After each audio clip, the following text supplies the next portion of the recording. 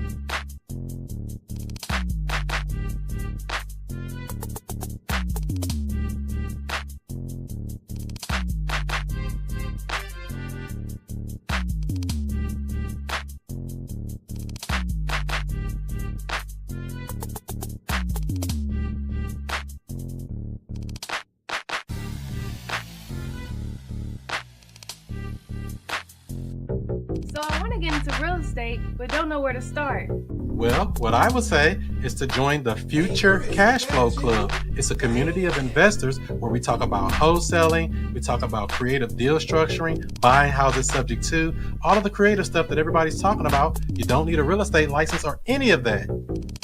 Wow, where do I sign up? Well, I would say go to futurecashflowclub.com. That's futurecashflowclub.com. You can even get a free trial. Try it out today.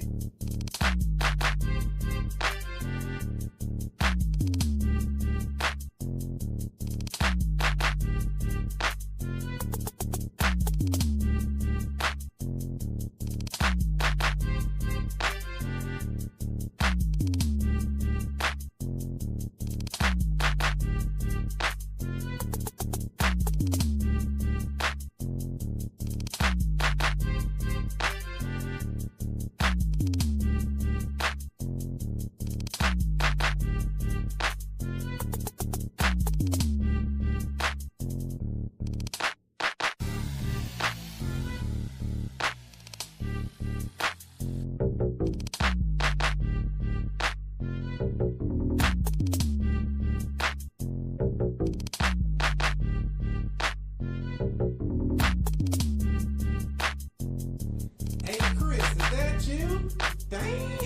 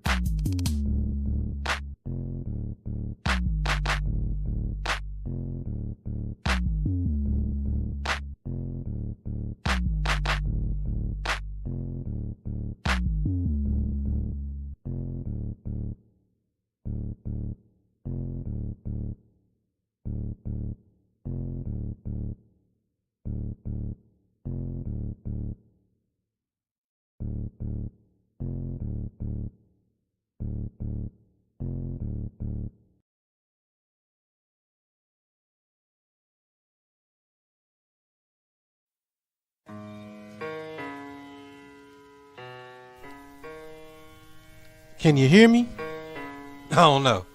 If you don't know who I am by now, I don't know what you've been doing. You been asleep?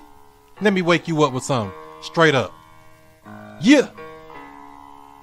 Allow me to reintroduce myself. I'm Chris Monroe. R to the O-E. I flip houses, rent cars, and make money. You know I'm not no motherfucker dummy. This how we...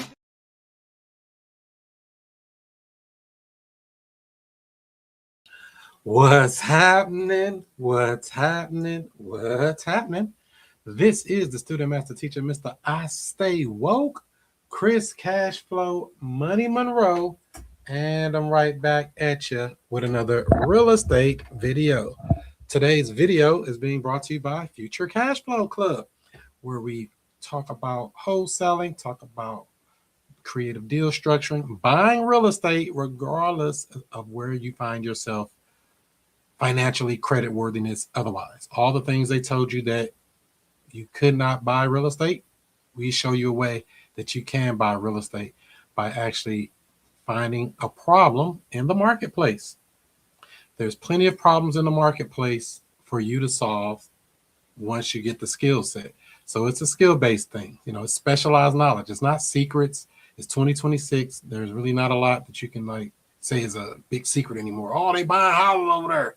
Oh, they doing this in the stock market. They doing this. All the secrets that you thought were there really aren't there. They're in your mind now. There's no excuse for the information. The information is here. Understand that if you want to change the way your life is and the way your bank account's set up, you can do that. You can do that for sure, because there's always a problem, like I say, in the marketplace. When you're dealing with what I like to deal with, pre-foreclosures is what I kind of more so target. People who have an auction date coming up, or probates, people who have died with a property in their name. That's a problem. Usually those properties, especially with probates, end up being unwanted properties. Sometimes they want them. I'm not going to say it's always something they want to sell, but a lot of times you'll find out that person don't want the property anymore. You also have disgruntled landlords, people who try to get in real estate, try to be a landlord, found out that it ain't as easy as it looked, or they did not take the time and the energy to go through and understand how the game is really played. There's a lot of ins and outs into this stuff, and I don't want to be a landlord. I want to be like the bank, because the bank win every time in a real estate transaction, whether you know it or not. Every time the bank wins. Even if it's a foreclosure, they take it back and they sell it and get their money back anyway. They win. It can be stressful for them. It can be stressful for you as a buyer or as an investor. But when you understand how the game is played, you can find where you fit in. Get in where you fit in. So give this video a thumbs up. Give it a like. Give it a share if you care. Welcome everybody who's coming off the 4th of July weekend, the 250th birthday of America, of the good old America. Shouts out to you that made it through that got to pop your fireworks and didn't blow your hand up and nothing silly. We appreciate those of you that made it back from that. And, like I say, it's always something. So I was looking at the news, and it was somebody actually, they was popping fireworks in the inside of the apartment. They said it was from fireworks. I don't know if it was or not. They said it was from fireworks. The inside of the apartment caught on fire from supposedly fireworks. So that's a problem. Insurance is going to look at that like, hey, what was y'all doing popping fireworks in there? Probably going to deny the claim. Maybe they will, maybe they won't. Who knows? But that's a problem. Fire damaged properties. That's another source. People have a fire in the kitchen, fire in their whatever room that they have a fire in. Those people have a problem. They can't live there anymore, and they get insurance money. They may want to get the money and fix up the house, or they may want to just sell the house. So you know what? I don't want to deal with it no more. Let me out. But if you take the time to get the skill set to understand what to do, how to do it, what paperwork you need, very simple. Purchase and sales agreement. Purchase and sales agreement to put a property under contract. Black ink on white paper. That's all it takes. Real estate transfers through paperwork every time. And it's always a person that signs that paperwork every time. Unless there's another way to transfer it I haven't seen yet. The blockchain hasn't taken it over yet. So it's all through paperwork, through title companies, through escrow agencies, through attorneys. So you understand where you get in. So a lot of people like to start with wholesaling. You can do that if the deal presents itself, but you'll find there's a small amount of people who even will qualify for what they call a wholesale deal, a wholesale cash deal, let's say it that way. For that to even work, the person must have enough equity in their property. Say the property is worth about $300,000, they owe about $150,000. It's $150,000 in equity. That spread between what they owe and the value of the house is what they're negotiating a lot of times. If they're negotiating, if they don't have some type of a spread on it, usually a good 30% or more, a cash buyer probably is not going to buy it. Not saying you can't make a deal, but it's going to be much harder. So for those types of cash transactions, you need high equity, lots of room on the property. If they don't have that, it will not work. It just simply will not work. Now, if you find a person that has little to no equity, you may be able to still help them through a creative deal structure like we do. We do these creative deals all the time. We buy houses for the loan balance. Would you sell it for what you owe on it? It sounds kind of weird, like somebody sell a house for what they owe on it. Yeah. So take an example. Let's say a person has a $300,000 house. They bought it 2 years ago. They still owe $290,000. If they was to go put that house on the market to try to sell it for retail, like a normal person, normal people put it with real estate agents and put it on the retail market and try to sell it, they wouldn't be able to sell it without bringing money to the table because it's going to cost them more than their equity to sell the deal. Just transferring real estate, it's a whole bunch of people eating off that little deal. You got the real estate agent on the seller side, the real estate agent on the buyer side, the title company, could be 2 title companies or 1. You got inspectors, you got appraisal people, you got handyman repair people, whatever things that need to be done. You might have 15 to 20 people to eat off one real estate transaction getting to the finish line. All those people got to get paid. And if you owe $290 and it's worth $300, who paying those people? If you don't have a way, and you got to pay the loan off, my bad. So you got to do the $290 loan plus all those people want to get paid for doing that transaction. So that's going to make it very difficult, generally speaking. It's going to make it harder for a retail person to sell it if they don't have enough equity. That's where we come in with something creative, a structured deal to help them out a little bit better than that. We try to solve the problem for them and make it a little bit easier. So this is how we do this. We structure these deals. We buy creatively. If they do have a loan, we will buy a house, what they call subject to the existing financing. We buy the house subject to. We're going to leave the loan in place and buy the house and transfer the deed. A lot of people have been told their whole lives, when you buy a house, you got to pay a loan off. Not true. In most cases, yeah, you do got to pay the loan off if you don't know how to do it any other way. Yeah, you will. But when you understand there's another way, you can do it another way. Right, Justin? Exactly. What he said. So yes, this is what we have to do. We have to do what it takes to get them to the finish line. Now, that doesn't mean every person's going to go for that, because it is kind of risky on their end to sell your house that way. You are trusting that somebody's going to pay a loan in the future for the next 30 years or however long you got on your mortgage.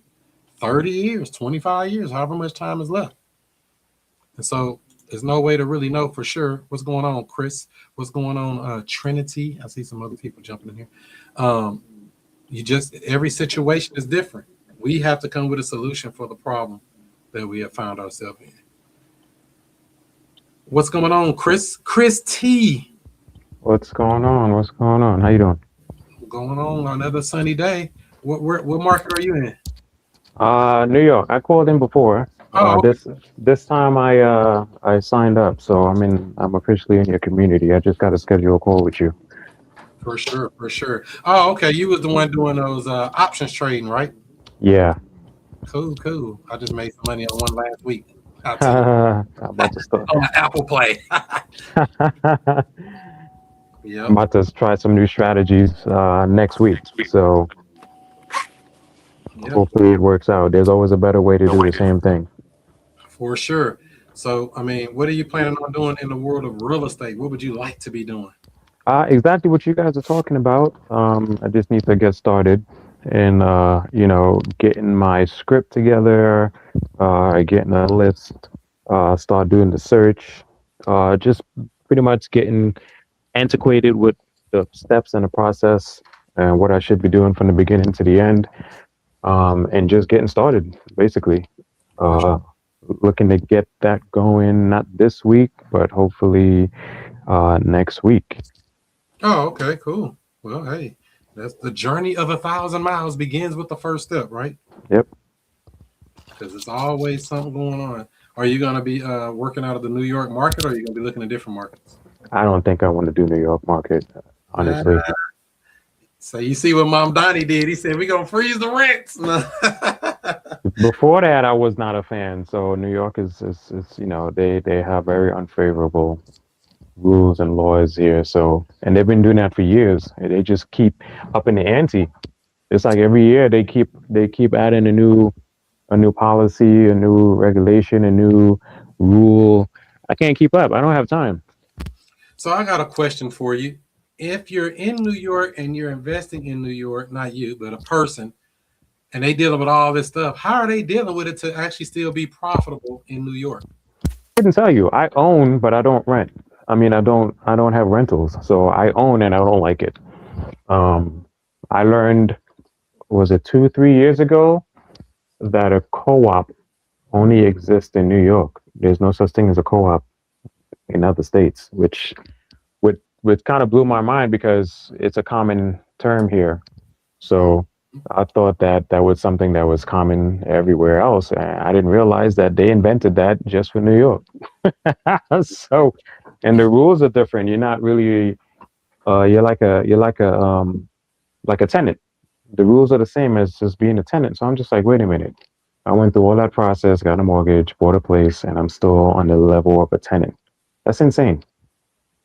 Yep, you don't pay those taxes, they gonna find out real quick if you a tenant or not. You don't pay that HOA, you gonna find out if you a tenant or not. You don't What's pay. a Yeah, co-op?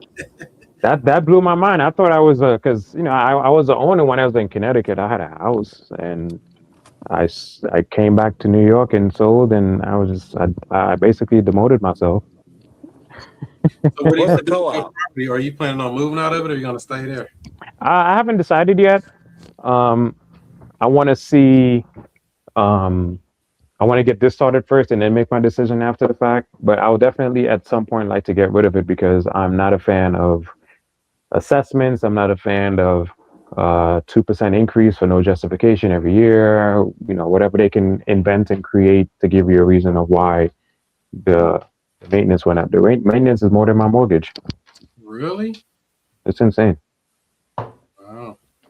Well, that's what they say. When you know better, you do better. It's a lot of things I've done, even in real estate too. I'm like, man, I wish I never did that. Like buying cheap houses. I'm not a fan of cheap properties. It sounds good. Oh, it's 25,000, but you got a lot of problems coming with them $25,000 houses. The Exactly. the What's a neighborhood. co-op? Would you say, Jeff? What's a co-op? Exactly. That's what I said after I figured out that it wasn't the. So a co-op is basically it's a building that was a regular building that got converted into a rental, and they call it a co-op. A cooperative. So That's hopefully, interesting. hopefully that answers your question. And then that comes with the agreement. You have shares, so you don't really have a deed. You have shares, and the shares is part of a combination of all of the units in that particular building. In And New York City, a co-op housing cooperative is a unique ownership structure where you do not own physical real estate. Instead, you buy shares in a corporation that owns the building, which grants you a proprietary lease to live in a specific apartment. yep. We got that in Missouri, in downtown St. Louis, right now. Hmm. Yeah, we got that. I think most of these big buildings like that be in these downtown areas, they all got stuff like that. But they I don't do it a think little that's different unique. now, I guess. Let me see. It might be, I think it is in other places too. Let's see here. A co-op. Yeah, it's big in New York. There's places where they never heard of that. Someone asked me that question, and I thought they were joking. I was like, they're like, "What's a co-op?" And I was like, "What do you mean, what's a co-op?" And then someone else explained. They said, "Oh yeah, that's something that they do in New York." And Yeah, the they other got person it was places. Man, what is this thing? Stupid stuff on my screen. Try to get it off. But yeah, it's just big there. It's just the way they implement things, the way they enforce things. I guess we could say is a better way. yeah, it's definitely very very it's a common way to buy real estate here With if you can't afford a with that type of structure, they don't have consumer rights. there's a lot of things I don't have rights to But that I did as a do you know the difference from when like you are being evicted from a property, you have consumer rights and stuff. You can do different things to try to stay inside the home. You got a lot more. grace. But if you are buying into a corporation, shares of a corporation, when they file eviction, there's no consumer rights in that. That's why Yeah, if you are they can if you ever go ahead. yeah, like you're saying, they can bypass certain judicial processes that you probably would normally have rights that would cover you because you're part of the. It's like, I guess it's like being in a corporation, like a business. Basically, they can kick you out. It's almost like you live in a what's it called? What's that term called when it's a right to work state? It's almost like they can just let you go because they can without you going through any judicial anything. You can be let go for any reason or no reason And at all. absolutely, it's similar to that. That's what that in my head. That's how I compare it. Wow. Also, they charge you a maintenance fee in the co-op. Oh man. Yeah, the maintenance fee is supposed to take care of the taxes, supposed to take care of the whatever utilities that come with that based on the agreement. I guess every building is different.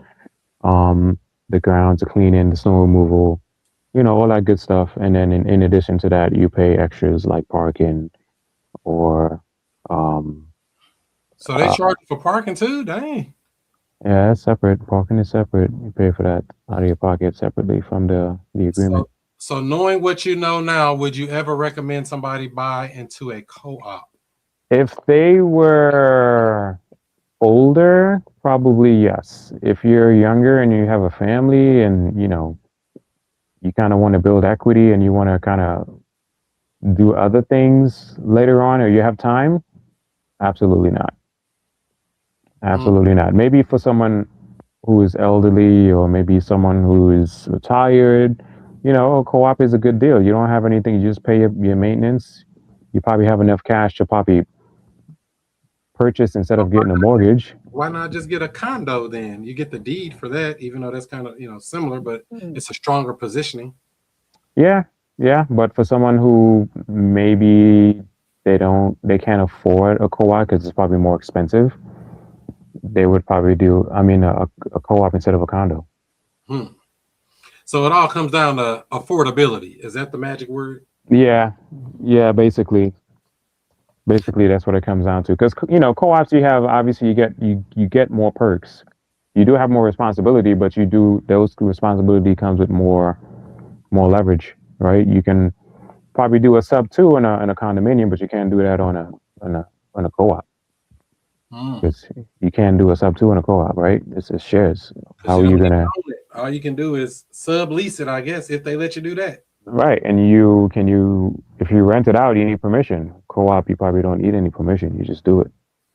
Mm. Condominiums, you just do it. Co-op, you need permission for everything. Yeah, that's the world of real estate. This is why I tell people all the time to know your market. Every market got its own pluses and minuses. Some places I know I don't want to invest in at all. I'd rather just watch it from a distance. Some places, like, yeah, let's try it out.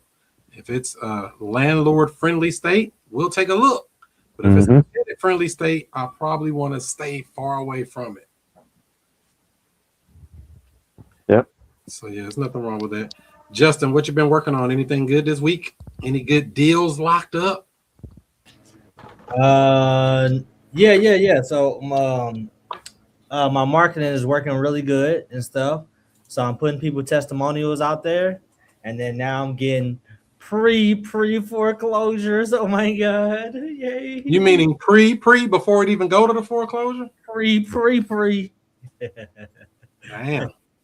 Yeah, so people calling me with their situations, similar to the lady I just took over, her property and everything. So they calling me like, look, I'm falling underwater. I'm 3 months behind. I'm ready to go ahead and get out this thing. I said, you called the right person because this is what I specialize in. So you gotta use a little bit of your wisdom with those with that type of situation too, because I can find myself with my thinking, I will put somebody into one of my properties as a solution. But listening to the Chris Monroe methodology, I should be putting them into somebody else's property. So If you they won't can. be my property. That's a problem. So these people are looking to get into a house. They want to get into a rent to own property. Is that what they're looking to do? Well, basically, I had a person who called me and stuff. She's 3 months behind. She has a beautiful home in a C minus community and stuff. So maybe even a D plus community. Uh, the home is beautiful though. 3 bedrooms, 2.5 bath. She's been in there for 4 years. Everything clean and laid out and everything. Went in there, met her, got some pictures and stuff. She's looking for somewhere else to go. Her situation has to do with she got an injury from work, so she has worker comp. So her income has dropped, so she can no longer afford her home anymore. So since she has to walk down this whole workers comp thing and everything, she now has to seal. But she's a person who's gonna be back on their feet as soon as her situation get a little better or whatever with that. So Does she have a place to go to already? no, she's actually looking for somewhere where she can be at, right about $1,000 a month, maybe a little under and stuff. And she was even willing to go into, a 1 bedroom, 1 bath if it came down to it. So she's not very picky. Just get her in an apartment. That's what I was thinking. That's the easiest way. Get her in an apartment. Very simple. Application fee. Put them in there. I ain't no reason to try to get into another house, even though I know people want probably to be in a house, because luxuries once tasted now become necessities. Luxuries once tasted now become necessities. That sums up everything we do here, ain't it? That's it. Some people refuse to let these houses go, even though they have become liabilities to them. And these are luxuries that become necessities. That's deep, actually, Chris. Yep, I didn't come up with it. It's just, stuff I learned from dealing in the game of life. Yeah, so her biggest thing is just finding a place to move. Is that it? Yep. Yeah. She's saying like her sister might come with the bread or the 3 months or whatever, but it's just one of those things. You know what I'm saying? Has she already mentally started moving out, or is she still kind of like there, like, oh, I'm gonna stay a little longer? I think she's haven't mentally fully moved out. I think she's coming. Her sister's like, no, you need to stay. Don't sell that house. Don't sell that house. I'm like, you overpaid for the house in the first place. That's what I was like. I'm like, you really overpaid for this mud. They paid more than retail when they bought it. Nah, they probably bought it at retail. I just don't see a house over in Riverview going over $100,000. I just don't see that. How much was it? I think he might have paid like 120, 115 for it. That's top dollar over there. But there are some nice looking houses, like you said. They good brick houses, solid houses, just the neighborhood, If I put the house on the market, somebody gonna come get it. But her mortgage is like $1,100 a month, and I was like, ooh, what's it $1,100? But it's a 3-bedroom. Her stuff is 14. No, her stuff. I can't remember the number because I'm dealing with another house right now. But it's between that 11 and 14 number right there. And I told her, I'm like, I don't know if I'll be able to find somebody who's willing to pay, beyond your mortgage to stay over there. It's a beautiful house, but $1,400. I think she's paying 14. I could be mistaken. That sounds high though. That is high over there. So this is why when we talk to these people, I always try to get that mortgage statement, because you might find out she's paying $400 a month in insurance. Right. Some ridiculous number. Here's the other part. She's already done a loan modification and stuff. So she's done a loan modification to try to lower it down. I think she might have been denied or something like that. And then the other part of it was she told me the loan officer she was dealing with actually fudged the numbers to get her into that house, which she already couldn't afford in the first place before the whole workers' comp situation. That's messed up. I said, these people wicked. They're gonna do anything to get them to the finish line. House. So they put her in the house. They know she couldn't afford. They made it look like she could afford it, and now reality setting in 4 years later that, hey, she can't afford it. Right. Wow. So I don't know. It's kind of one of them things. Could it be, what exit strategies are viable for this particular deal? I mean, I haven't checked the market rents and stuff. I mean, I was thinking that it could be a great Airbnb. Yeah, I mean, you could sleep, what, 5, 6 people up in the house like that, right? Oh yeah, 100%. The house is fat, nice. I don't know why they be putting in them standing showers in houses. I really hate that, to be honest with you. So it's only a shower there. There's no tub in this house? No, there's one tub and two standing showers. No, there's one tub, one standing shower, and then the half bathroom. It's a two and a half. Yeah, the shower costs less. A tub, you got to put a tub in and a surround. The shower, you just put in the shower. You can Oh, buy the shower shower right is at the store. cheaper. Wow. Yeah, because we put in a tub in the shower in the renovation we did. I was like, man, that's an extra like, $800 or something like that. Not much, but it is extra. More money, more money, more money, more money. So that's cool. So, do you think you want to buy this house, or you just gonna put it under contract first and see what you can do? I was thinking about based on when I haven't done my due diligence on the numbers yet, but I was thinking about putting somebody else who's a seller into this property and getting them out the way so I can have their property. They just gotta like that property. They just gotta like that property and like the note on it. That's another factor. They want to trade positions. Yeah, that's kind of what I'm dealing with this house that I'm supposed to be closing on. I'm supposed to close on it last week, but I'm going to close on it this week. The payment is like 12 something, but it's because our insurance is over. It's too much. So when I switch the insurance, it'll drop it down a little bit, probably to around like $1,150 a month. But it's like, I don't know, kind of scares me. I don't like high payments. I want that payment down. I want that payment to like 800. 800 is a good sweet spot. As a matter of fact, one of the people who was we were marketing for tenant-buyers was like, yeah, you got anything that's like 800 a month? I said, not at the houses you looking at. All the stuff I got is more than that.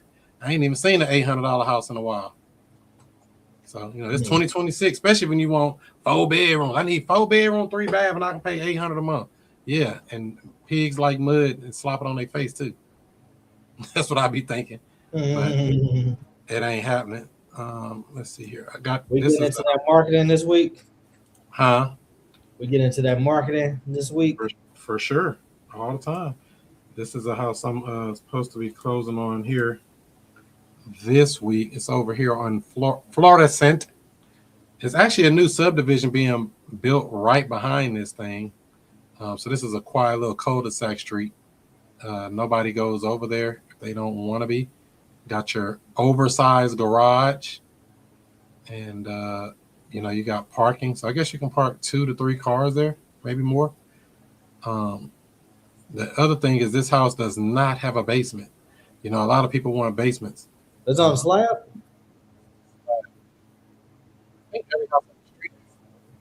You're breaking up. Yeah, I believe every property on this street is a slab. Yeah. Hey, Chris, let me ask you this. When you're looking at your your overall performance of your portfolio and stuff, right? Are you looking at like how much it costs you a year, like holding costs and stuff like that? Because why would I have any holding cost? Why would I have any holding cost? I'm just asking. Because I know a property has to sit at some point. At some point, yeah, eventually. That's a cost to it. But not that often. It happens, but not that often. So many times we put these houses under contract and start marketing them immediately. We find a tenant buyer or a cash buyer, depending on whatever the deal is, before we even close on it, or right, real close to the same time we're closing, so we don't have unnecessary holding costs. So this house, as you see there, that floor got to be redone in that hallway, either replaced with something or some new carpet or something there. I don't know. You got a full bathtub in there, shower. How many rooms is that? 2 bedroom. So it's an easy house, especially for a person that wants to be like not a lot of steps, or an elderly person, or a person that's not so mobile. It's perfect for somebody like that because there's not a lot of steps. There's no steps really. I think it's like 2 steps at the whole house. So yeah, it's a 2 bedroom, 1 bath, and then it's actually got a bonus room, which you'll see in a moment, which you can make a 3rd bedroom. It's not officially a 3rd bedroom, but you could make it like a bedroom. You know how people like to create a room that ain't really there. So yeah, that's the 2 bedrooms are right there. Got a big fenced backyard. I just had them clean all that up today. Just got the grass cut and stuff. I usually don't do all this stuff, but I said I'm gonna go ahead and just get it done. So this is the dilemma with this property. If this is a dilemma. So it's been 100 degrees every day in St. Louis, right? The AC wasn't cutting on. The unit outside wasn't cutting on. I had somebody come take a look at it. He talking about $650. That's their favorite number. $650 to fix it. So I'm thinking, if I'm going to close on this house, I might want to fix that and make sure that's what it is before I, buy it. Or, he said he can fix it tomorrow. But I'm like, do I want to fix this and risk an extra $650, or just say, oh yeah, keep it like that and send it out like that, even though it's 100 degrees outside? What would you do in this situation, Justin? You got a gun to your head. Ain't nobody going in that mode without no AC. Turn that fan on. I done put some people in some crazy stuff. I learned that it's a couple of things that people not going in. They not going into houses with bad floors. If the floors are too raw, I do not believe that women will bring if they have kids, they not going to allow their kids in the house. No matter how nice, what neighborhood, if the floors are too raw, if it's concrete or is anything chipping and moving, they not going for it. And then I would say central air is one of them, and bad smells is the third one.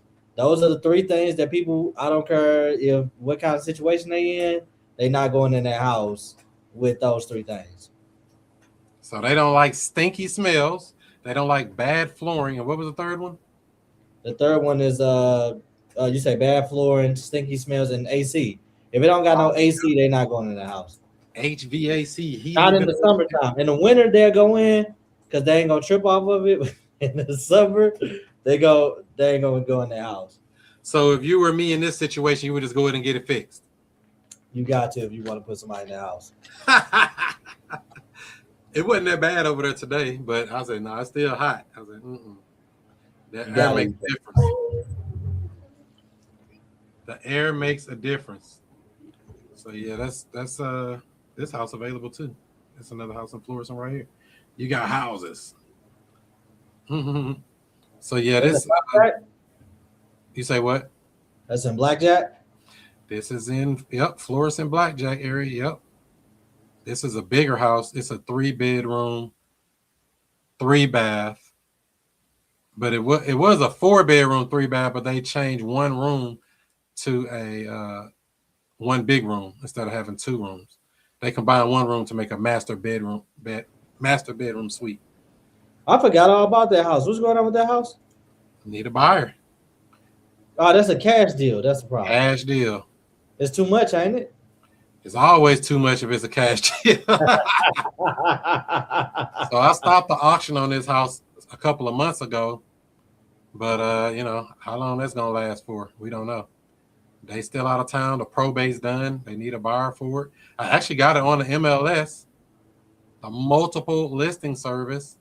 Had some people come look at it again this weekend. There's been people looking at it. I had about 20 people look at it, but can't get no lower than that unless they want to bring money to closing to sell it. So I might probably have to have another conversation with the family members. We might have to do a death to, not a sub to, a death to take over the payments of this house. And because it's not much wrong with it. It needs floors. One of them things you just named a second ago. It does need floors and some help on that swimming pool. But if this house had financing attached to it, all this stuff gone. We already cleaned all this stuff out. This video older. He passed away right there in that floor. That big spot in the ground, he died right there. That little spot in the ground. So that's where he took his final breath. And so it's like, all we can do is make it happen on deals like that. It's people. So we got to get a buyer for this one too. But I can't do too much with it because the numbers are what the numbers are. The only other strategy is I drop the price on the MLS. All I can do is drop it a little bit more, but ain't gonna be no meat on the bone in a minute. It ain't no meat on the bone, to be honest. Because when I was first looking at it, I was thinking the ARV was about 265. which I think it still is around 250 to 260, somewhere in there. We got it under contract for 170. So we just need somebody to come in more than that. And I've been getting offers at like 150, 140, stuff like that. So it's not too far off. It's just too far off. So that's the dilemma you run into with a cash deal. That's just what it is. You have to play the game. So back to the other house, though, Justin, you say talking about finding tenant buyers. If you were looking to install a tenant buyer on a property like that, what are some ways you would market to find someone to get into one of these houses? What's one magic? Imagination. You would imagine that they're there? Imagination. So one of the things that I really utilize on my platform. 5 minutes later. One of the things I really utilize on my platform is story selling, and I think that's the most effective way to market, especially in social media era nowadays, is using people's stories to drive traffic, because these are more than just houses. We running into people with all kind of situations and stuff, and then we can tell their story and let people know the behind the scenes of the houses. It just makes a more attractive product for us to have. And I think, I'm having posts where I'm doing hundreds of thousands of views and stuff. And I'm getting, I can show my call reel. I got 465 calls in 7 days. Damn. Yeah. So it's going straight to voicemail. Right. Exactly. So, I'm getting tons and tons of calls and stuff to sift through, which is becoming another job in itself. But the way that I'm marketing the testimonials, which for the most part are real testimonials and everything. So, obviously you want to kind of protect maybe people's identity a little bit, just kind of give them that respect and, stuff. But as far as the testimonial story selling, that stuff becomes very powerful. And then it helps me move deals a lot quicker. And then also, since I'm helping so many people, it helps me navigate more tenant buyers into other properties that I have. So I'm building up a very strong pipeline of people who need housing, who is being influenced or impacted by my marketing, and then I'm navigating them to other deals to help other people out as well. So when these people call you up and you reach back out to them, what are most of them saying generally? They got $1,000. Not over here. Yeah.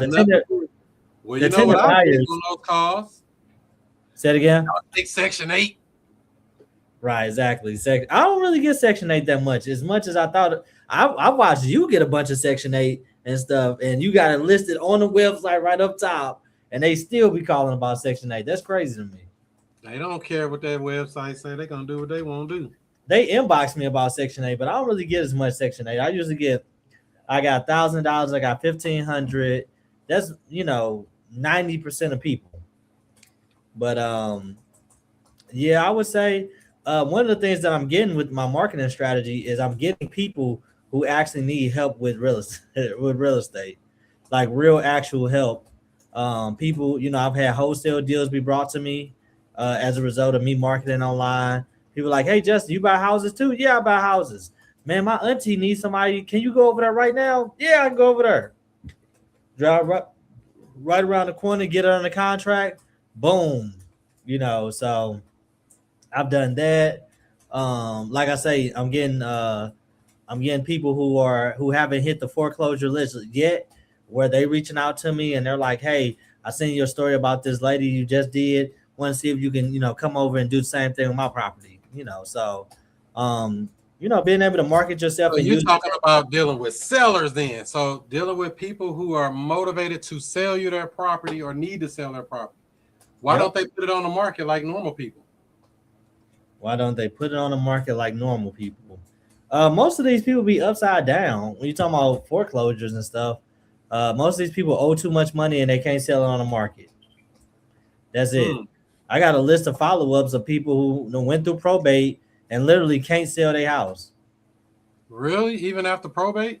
Yep, even after probate, they got to try to sell it the traditional way, able to sell it at least 80% of the ARV or something like that, and there still don't be enough room for investors. So that's a problem because they did it with the court approving what goes on. That's the issue right there. You know, when they first fill out the form for their probate, they got full authority and limited authority. Most people do that limited, and that's the problem. You got the court involved. You want full authority on the personal representative to make the decision on who they sell it for without the court approving it. When you go down that route of letting the court deal with it, you playing with fire, and it's going to be very difficult. Mm-hmm. So that's the problem they ran into. So never check that box. Mm-hmm. Full authority for me or for whoever's going to be the personal representative. So yeah, as you see, like you said on the website there, it literally say we don't take Section 8. We don't do none of that stuff. And I'm getting this house back too. She's moving out. This Maryland Heights house. I could sell this house actually. Let me see what house that is. I could just sell this mug outright. It got equity and everything, but I don't know.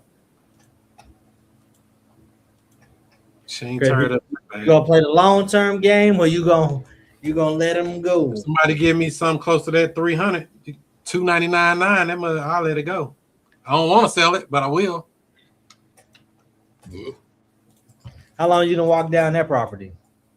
Coming up on 3 years. Okay. I mean, and the market is kind of, every time I put it out, people be like, I want to buy it. I want to buy it. Or I want this. I want it.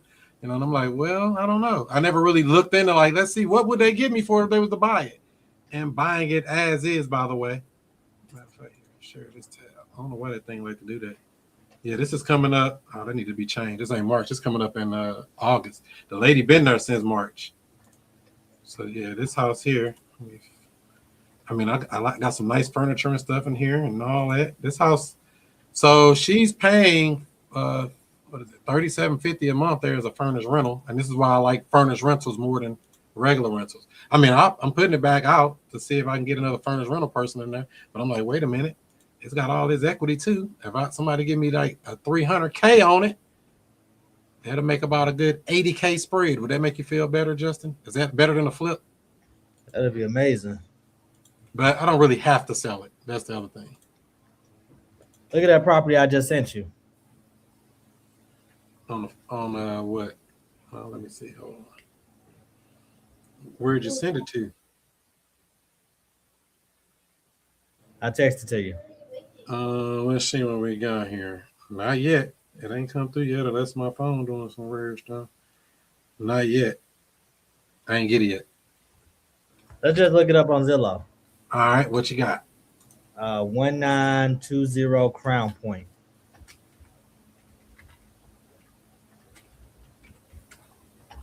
Crown Point. That sounds like that's over there in 63136. It's pending. Let's see what we got. 2 bed, 2 bath. Let's look at the photos. So first thing, we got a nice for sale. We got a carport. Got a lot of trees around this house.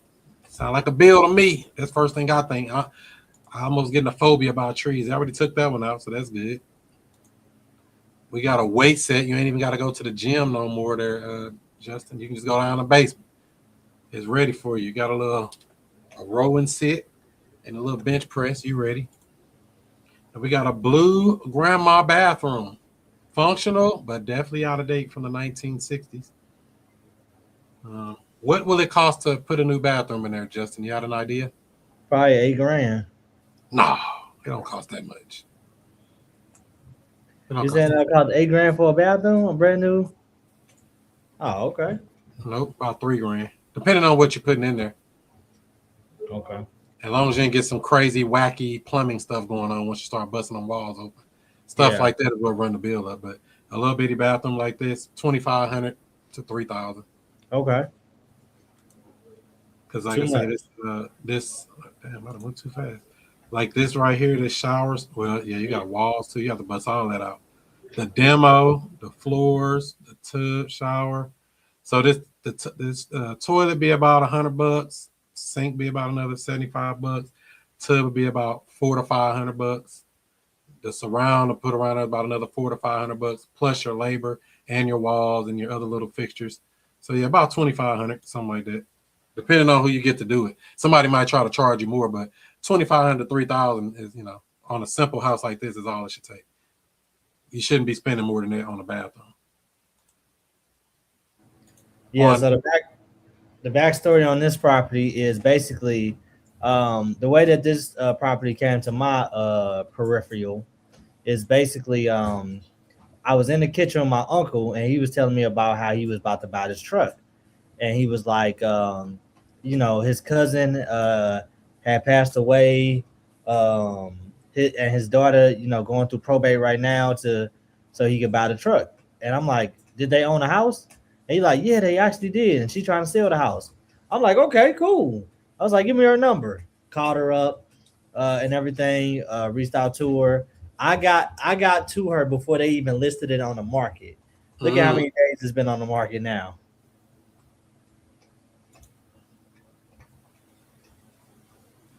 You got to go back out of that.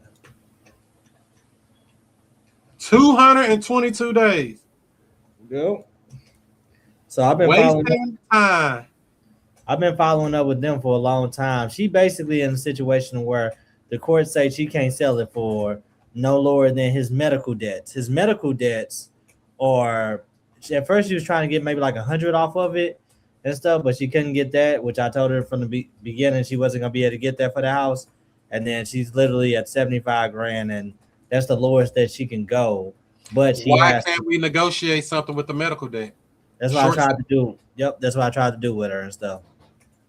They just not moving, you know what I'm saying? Wait a minute. So what do you mean? So that the seller not interested, or the people with the debt are not interested?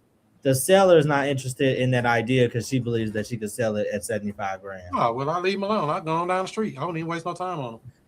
Move on to the next one. I don't even waste time. They'll come back to me. All I do is follow up and go get somebody who need me. Because wasting time with somebody like that is just that, wasting time. To be honest with you. If you want honesty, I like to be honest. Because this kitchen, the most expensive stuff in here, well, you got to demo it. You're talking $500, well, $1,000 maybe in demo. Bust all that out. Then you got countertops, cabinets, floor, paint, fixtures. You can be $10,000 to $12,000 in this kitchen. So that's why they be trying to do, $30,000 renovations, unless you get somebody to do it real cheap, or you're doing this stuff yourself. And I'm just saying, if you use a regular person that can do the work, if you do it yourself, you can always get it done cheaper. But if you want to just pay for it, you're talking, somewhere between $12,000 and $15,000, depending on what you do to this kitchen, if you was to fix it. But it's like, it's got that ain't even carpet. That's floor. They got this. All this stuff have to be taken out if you want to update this house. Bedrooms are easy because they just pull out the flooring and paint. And this is a 2-bed, 2-bath. They only showed 1 bedroom. Yeah, so something like this, man. I mean, I don't even waste no time with them. You want me to help you? Yes, I'll help you. If you don't want me to help you, I'll leave you alone. That's my position on stuff like this, because you can't make them do anything. I'm not trying to convince you. If you want to go play that game and sit on the market and pray, go ahead and do your thing. But I have a way to solve your problem whenever you're ready. And that's why I'll be sitting over here waiting on you, because you playing games. And that's what they're doing. 222 days on the market. Is that what they really said? 222 days. And only got 17 views. The marketplace telling you they ain't even interested. I mean, you could pull up any market on here. It'll tell you that, hey, yeah, 3,000 views. It's only got 17 views in the last 30 days. That's crazy work. So the people have given up on this. How much they owe on it? They don't owe anything on it. They just owe the medical debts from his estate. So I'm not understanding, why wouldn't they want to negotiate the medical debt lower so they can get the deal? Or do they care about it? They don't understand that type of stuff. They don't need to understand. Question is, do you want to keep playing this game? Do you want to sell this house, or you want to keep playing this game? You want to keep playing the game? I won't bother you no more. And if you want a solution, I have several solutions that can solve all of this. Right. And I'm not trying to get into the weeds of explaining a bunch of stuff. And see when they went under contract, because it's been pending for at least 2 months. It probably ain't under contract. They just got it as pending. Yeah, let's call her up. Let's call the agent. Hey, you got a property over here. Why you gonna call this agent? Let me see if I can find her number. I got a number. I already found it. No. Oh, she out of Chesterfield? What's she doing deals all the way down there? You got it, for real? It ends in 1820. Let me see.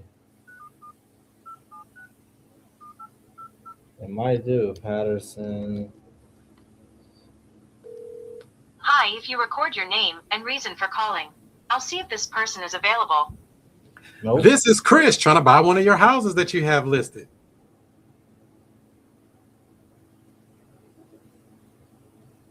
Thanks, Chris. Please stay on the line.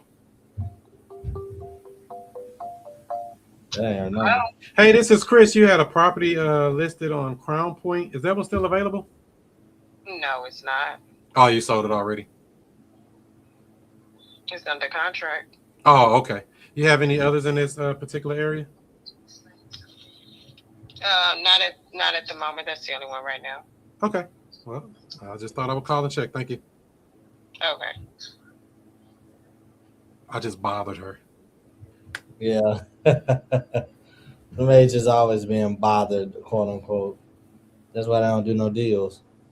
This is why most do one deal per year, if that much. And she should be filling up her pipeline in case the contract don't come through. She said it's sold already. She says under contract. Yeah. So, I mean, what are they waiting on? She should be filling up her pipeline because I'm sure they're going to come back and be like, we can't buy the listings at this price. Somebody might buy it. You never know. All it takes is one fool. What's the saying? A fool and his money shall soon part. I agree. All it takes is one person to say, oh, I see a vision. Oh, that ain't counting that. You got to fix this driveway. You talking some old money right here. These lines, you can't pass occupancy with that. They're going to make you feel that. For real? Yeah, man. There's so much stuff when it comes to flipping property. Why y'all think I like flipping property? There's so much stuff. Like, what? I got to do that too? They're going to make you cut the tree back. Over house like that. Chris, your mic. Oh, sorry. Is it working now? Yeah. These trees that are over the house right here, they're gonna make you cut that back. And then it depends on the area too. So they might not require all that over here, but generally they don't let that go like that. Uh-oh, here they go calling me back. I'm in trouble now. Hello, thanks for calling. Hi, this is Latoya Patterson giving you a call back. Are you an agent? No, I'm a buyer. You're a buyer? Okay. Are you looking for properties in 63136? They're in Florissant. If you got something in Florissant area or on that side. Okay. Are you currently working with an agent? No. No. Okay. If you have your email address, I can set you up on your portal. Can you text me your email address, cell phone number? Yeah, I'll send it to you here shortly once I what end this dollar other call. amount are you looking to purchase for? Anything under $350. Under $350? Yep. Okay. All right. Yes. If you can text me your email address, I'll set you up on the portal. Okay. Thank you. Thanks. Bye. See, Justin, you was thinking bad. She want to set me up on a portal and drip little deals to me. She ain't sending you no deals. I don't want to be on a portal. I don't want that. So, have you ever been on a portal like that with an agent before, Justin? I don't know what a portal is. That's why I just thought I would ask. So, when you're working with a real estate agent, so two things they usually want to do. One, they want to have you sign a document to say you're working with them. That's why she asked me, are you working with an agent? They usually want to have some type of document to say, basically, I'm working with her. If she bring a deal and I buy it, she want to get paid. So that's one thing. She didn't mention it on there. Two, they want to get you on that portal. So you tell them what you're looking for. You send them your name and email address. They will set you up to be alerted when new deals come on the MLS. I'm not necessarily looking for properties on the MLS. I didn't tell her. I could have got deep in the weeds on the phone with her there. But, you know, I'm really looking for off-market deals. And so she's going to drip something that fits my criteria over to me as they come up on the market. So that's all that is. Would you want to be on a portal on a drip campaign like that to be notified when something come up in your zip code? I could send her my buy box. Sound like a whole lot of trash deals. They always trying to go into automation and stuff. Do the work, make the phone calls, talk to people. You know, everybody's so lazy. You saying they lazy? Everybody lazy. The lawyers lazy. The agents are lazy. The sellers are lazy. Everybody lazy. So they trying to find a way. Buyers lazy. So they want to do the bare minimum and get the maximum benefit. Is that what you're saying? Lazy. How can we do little to nothing and get a huge upside? That's what they be wanting. That's why the cash deals are never low enough. She want to put me on a campaign.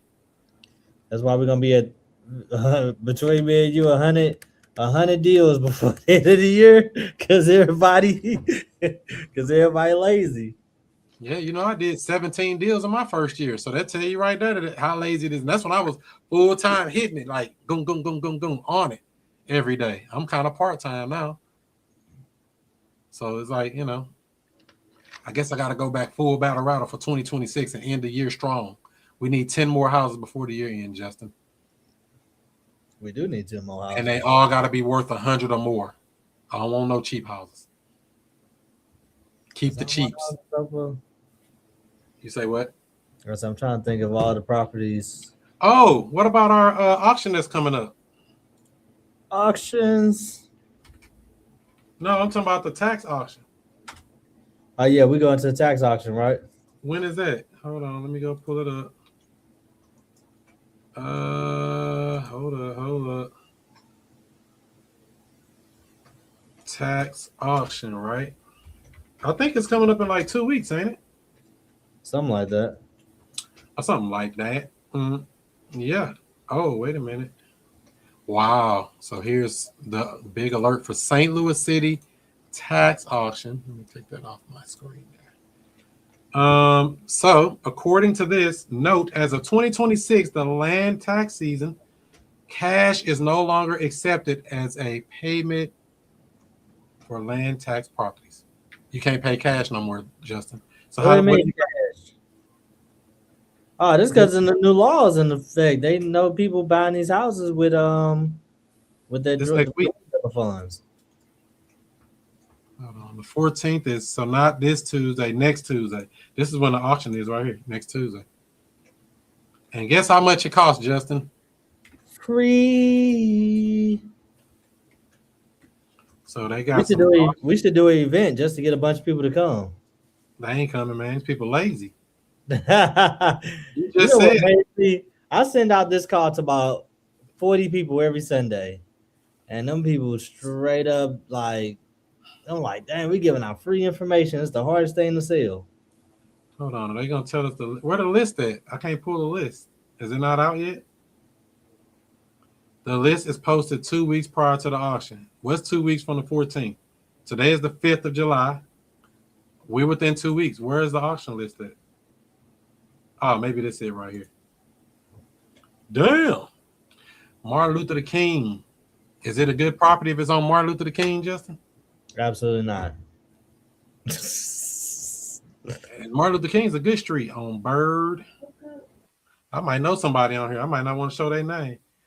Justin Holmes. How you get on the list? Hey, this is a good deal right here. Reber Place. If that's sell for $14,000, that's a good deal. Unless it's land. Welcome back, Chris. This is a good deal here. If this is a land, Reber Place, that's on the south side, I think. Let me check. Yeah, that's down on Southwest, and that's a house. They finna let this house go to auction? Oh, hell no. Hold up. That's this house right here. It's only a 1 bed, 1 bath. So this house right here is going. The tax starts at $14,000. You can buy that house for on Reber Place, that one I just pulled up. This probably gonna go higher than that though, because they like that area. On Swine, this is a good house too. Let me see where this at. That's over there on the south side. Uh-oh, I knocked you off. This is another house too. I thought this was just some land. This a house going for that cheap? No, man. No. So this is a 2-bedroom, 1 bath. Zestimate say 270, right? 4342 Swan. Just to make sure I'm not crazy. I'm gonna go back to the tax list. Share this tab instead. 4342 Swan and say $7,500. I'm buying that house. Let's go buy that one, Justin. You said you buying that house. It's $7,500 for this house right here. 4342 Swan. I'm just making sure I'm not crazy. And what this say right here? 4342 Swan. Beautiful house. Did somebody die or something? What's going on here? Or is it just land? No, it's a house. They even got a dog. If that's a real dog. Or is it this patch of land that's next door? I don't like that. No, I think it's this building here. Has that got an address on it? Can't see it. I'm gonna have to go ride by there. See, when you're looking at these sales or any of these properties, oh yeah, they got the address right there, 4342. And they're a St. Louis Cardinals fan. And it's worth at least $270 according to Zillow. What are we gonna do with this, Justin? We're gonna go talk to door knock that. $7,500. So that's a good house. I need to door knock get that price. This house is good. Justin Clark, one of your family members or something, or brothers or twins or something, I don't know. $14,000 is all he owed. Replace. So I would go after this. 4100 Forest Park. Auto sales going for 800. Wait a minute. This Forest Park, I'm looking at good areas though. See, like this 4200 Laclede, good area. 4100 Forest Park, good area. 4466 West Pine. This is a condo. I had something under contract at this address, I believe, before. Let me look and see. I think that's a condo. Not a co-op like Chris like over there. It's a condo. Let me go pull it up. Yeah, it's a condo. Because I don't know which unit it is. It comes up as a if it's any one of them units. I don't care which unit it is. We'll take it. Damn. But they probably gonna go crazy on that one too. Anything in the Central West End, they bid a lot. I think this ain't a bad area either here. This Partridge. I think I did a deal on this street before. So this comes back to, like I said earlier, when you know your market, you should be able to pull it up. Know like, hey, that's a good street. Look at that. Linda say, I want to go. Come on, Linda, get your backpack ready. We going next Tuesday. But they're not bringing cash. So what I need to bring? A credit card? Do I bring my unlimited American Express Platinum? Will they take that as a swipe? They say it ain't no limit on. I'm about to put it to the test. Swipe it for every card, for every house on this mug, since I can't pay cash. So this one here, 8626 Partridge. Let me look at that. Uh-oh. This the agent calling back. She annoying? Why she calling me back? Justin, why you start me with that lady? I don't know. Answer the phone. Hold on. Hello, thanks for calling. Hi, this is Miss Patterson again. Did you send your message? No, not yet. I'm on a call right now. Okay. Quick question. How are you financing? Cash. Okay, so you have your letter from the bank as far as your cash. I can do whatever they need. I mean, I usually buy properties off market. I just happen to see that one on my came up on one of my lists we were marketing to. So we buy houses usually off market, but we can do on market too. But we buy cash. I got banks. Okay. I got bank statements. I got whatever you need. Okay. Have I spoke with you before? I don't know. Maybe not more than today. Okay. And you said you gave me a pretty broad number, 350. So that's why I didn't know how you were if you were financing or cash. How soon are you looking to buy? Well, I'm closing on one this week, and I want to buy another one before the month ends. Okay. And you saw the listing. You said you saw the listing on that 63136 online. No, it came up on one of my other lists. It didn't come up on. I just noticed that it was on market when I looked it up. Because we market to these deals, but I didn't know it was listed. So until I saw that you had it listed already, that's why I called you, just to see if it was still available. Okay, gotcha. So we buy a lot of houses that are going into either pre-foreclosure, probates, any kind of funky stuff. We usually buy those houses before they even go down that rabbit hole too before deep. they hit the market. Yeah, Okay. yeah. Generally, yeah. We don't normally buy them on market, Okay. but we I will was if it gonna makes say- sense. Okay. But yes, I have a few things coming up. If you give me your email address, I can go ahead and check my listings and see upcoming listings too, and see if it's anything that will work for you. Yeah. And you said your price range is. I'll send you my. I'm going to send you my buy box. It'll have all my information on it. Okay. All right. All right. Thank you. So what's your last name? You're welcome. What's your Monroe. last name? Chris Monroe. Cashflow Money Monroe. Okay. Thank you. All right. Thank you. Kind of annoying. What do you say, Justin? What do you say to her?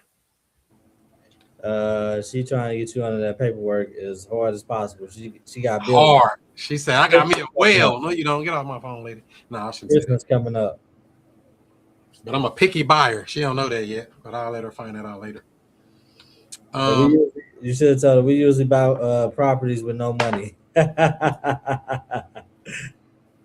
We do. You say we do. She's like, I don't know how to deal with no money. So a lot of these houses on here are kind of in the hood. Somebody just got killed right here, right near that address the other day. This one too, in that same little block.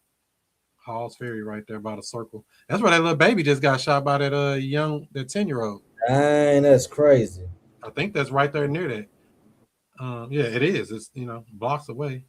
So yeah, it's only about a good, from what I can tell, looking at this list, just broadly looking at it, this Delore. I don't know, that might be something. 3,700 Delore. That's Delore in Spring. I don't know. That's kind of iffy over there. But these numbers are low. 13,000. That's all you can pay to get that house. Damn. But this stuff like on St. Louis Avenue, and not messing with it. Belt, and I ain't messing with it. Yeah, we got to rebuild the community, Chris. How are we gonna rebuild? None of this. Uh-oh. Wait a minute. We on your street, Justin. Somebody over here in your area. Are you serious? Yes, sir. Let me You look know up. Yeah. That's probably on the Jennings side. No. Yeah, that's on the other side. It's 6,300 block. Yep. That's why I say when you know your market. But looking at this, I see about a good 4 houses I would even go after, which is the same for everybody else going through, because a lot of this stuff kind of in rough areas. Maybe there's Miami. I don't know. That's Miami, and let's see, 3 blocks west of Grand for 17,000. That ain't bad. Let me see what this house look like. 3901 Miami. It might be kind of rough right there too. Who knows? Who knows? Oh, that's like some land. No, that's a house too. No, I don't know what this is, to be honest. They say it's worth Zestimate 178. So I don't know if it's this house or what, the way they took this picture. I don't like that. So a lot of the stuff you might have to go by it and see if it's really what it is. Let me pull this up again like this. Let me go to realtor.com, one of these other sites, see if they got some better pictures. Nope, they all pictured the same way. That's crazy. So that's what we got, ladies and gentlemen. We got a tax sale coming up next Tuesday. So you do want to go, right, Justin? Yeah, let's go. I'm gonna be on point. Let's get it. How much money you gonna bring with you? Shit. Once I look up that list, I might already have 2 or 3 of those houses under contract. Oh no, don't let them go to tax sale. Because I mean, it's quite a bit on here. It's a good Can we stop tax sales like we tax stop foreclosures? By paying the bill, sure. We can't oh, interesting. You can always pay the back taxes. Always, to reinstate the property. No, that's a bad position to be in right there. You pay back taxes, you get them out their situation, then that you might as well just buy it at the auction. Maybe. If you got them under contract, they gotta sell it to you, right? Yeah. Not if they sell you the property. Not if they deed you the property. Forget selling. Just deed me the property over and I go pay the taxes. See, you got to understand it's positioning. When you're in the right position, you can do all kind of stuff. But if you're out of position, it's like, I don't know. So out of all of these properties, the highest ones are what? This 10,000, 11,000, 23,000. This is a good property right here, though. I already know this. I think that's that one right on the corner there. 4100 Forest Park. That's a good property. I think that's an apartment building or something. Though. I thought it was. Oh yeah, it's probably just a condo unit within this thing. Okay, that makes sense. Because I'm looking like 4100 Forest Park. That's in a good area. That's the condos. One of those condos didn't pay their stuff. But I think this is kind of new. This ain't been up and running but a couple of years, I would have think. But what do I know? But for a small amount of $23,000, you can own one of those condo units, and I know they worth more than that. Matter of fact, what are they worth? They don't even tell the value of them. I know it's worth more than $23,000. I know that. It's probably closer to like 250,000, something like that. So tax sales, ladies and gentlemen. Make sure if you missed a couple of weeks ago, we had the tax deed wolf. Got a great stream with him breaking down what to do, how to do these, what some of the things to look out for. Check that out if you didn't get a chance to see that on the replay to see how to operate these. So this is a tax deed auction, by the way.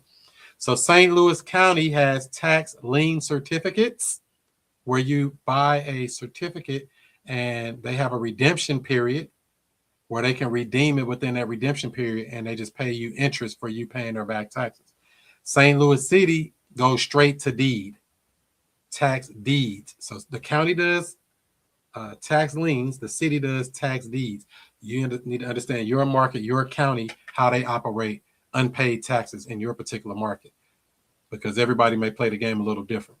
As you saw in here, they said, we don't even take cash at all. So I don't know what they're taking. Guess they letting you swipe a card and then charging you 3%. I don't know what they're doing.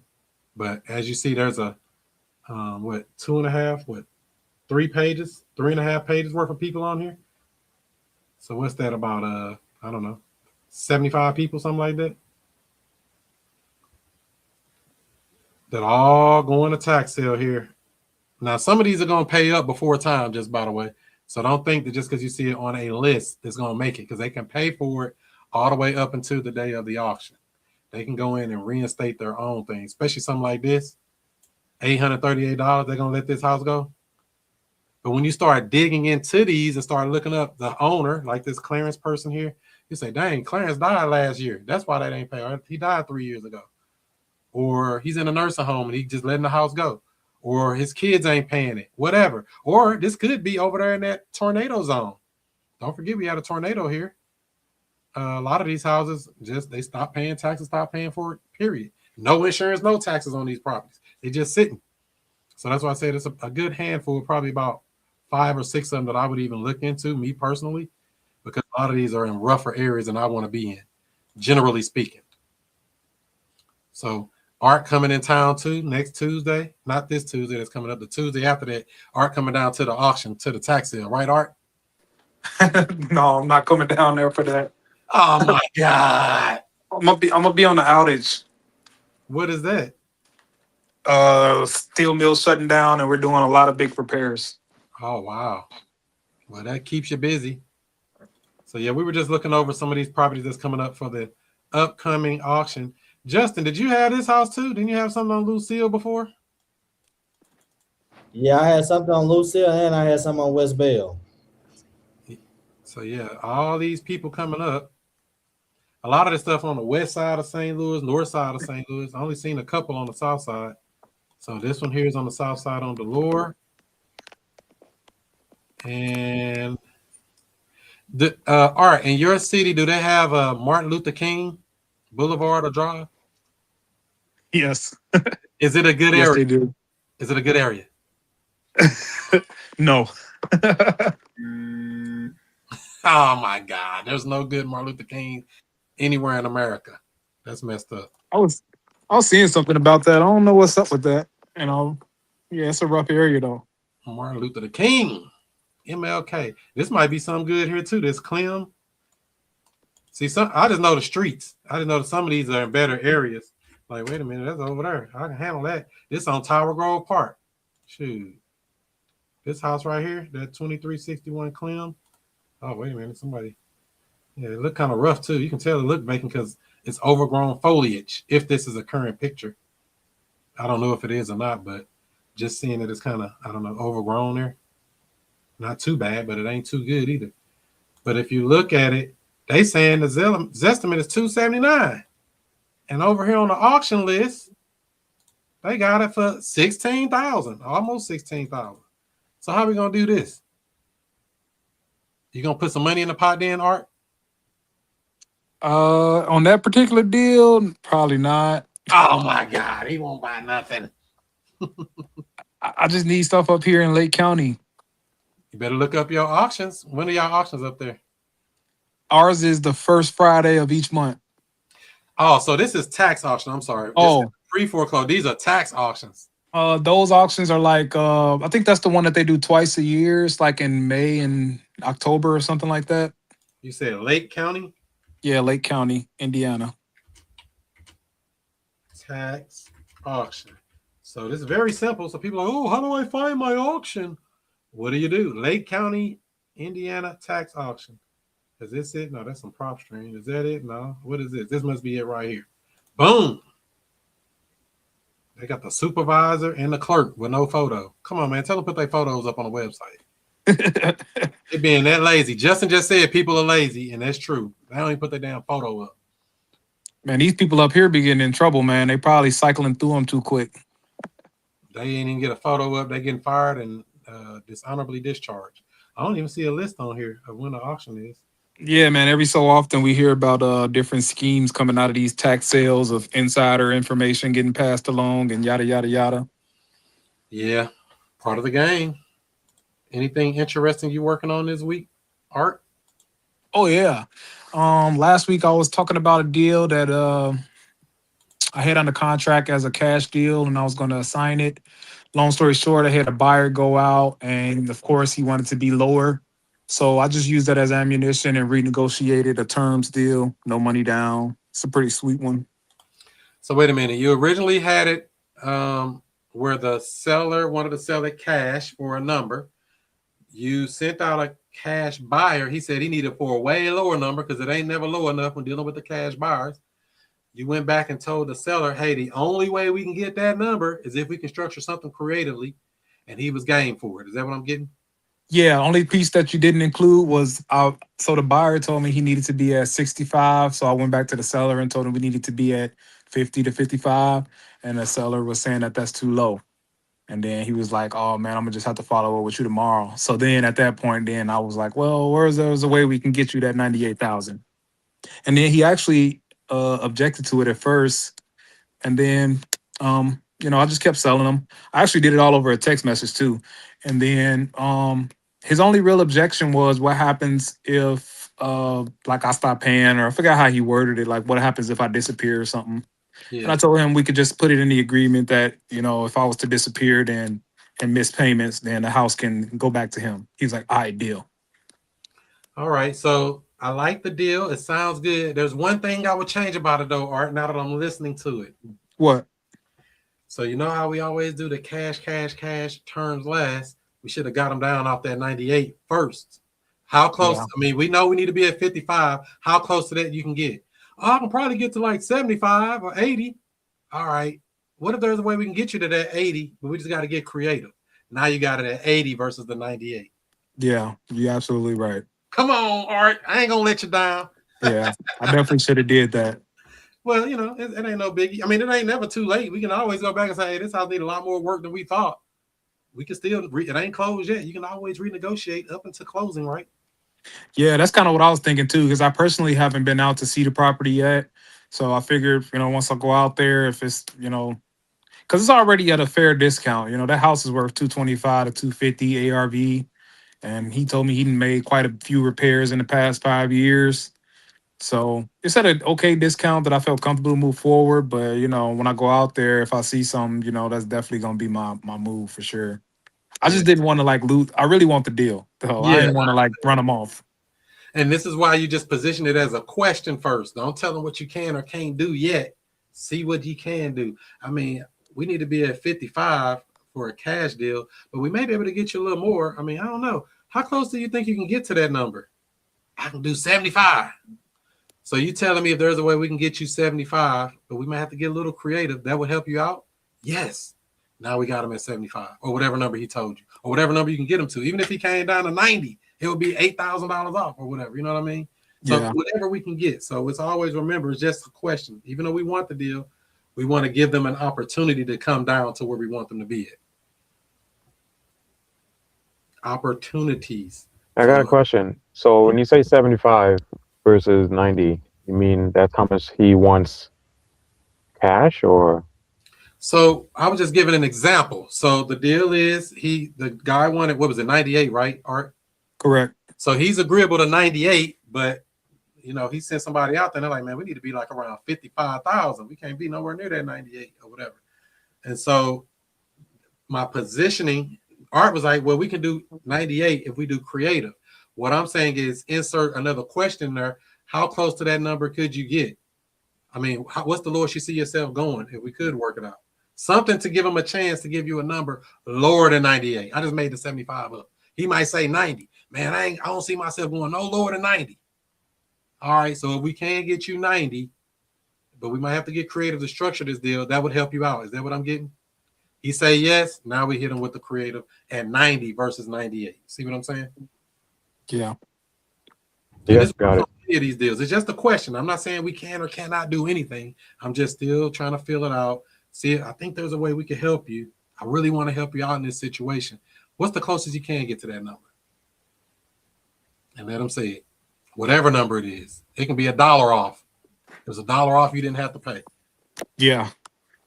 Later on, that all makes sense. Matters later on for sure.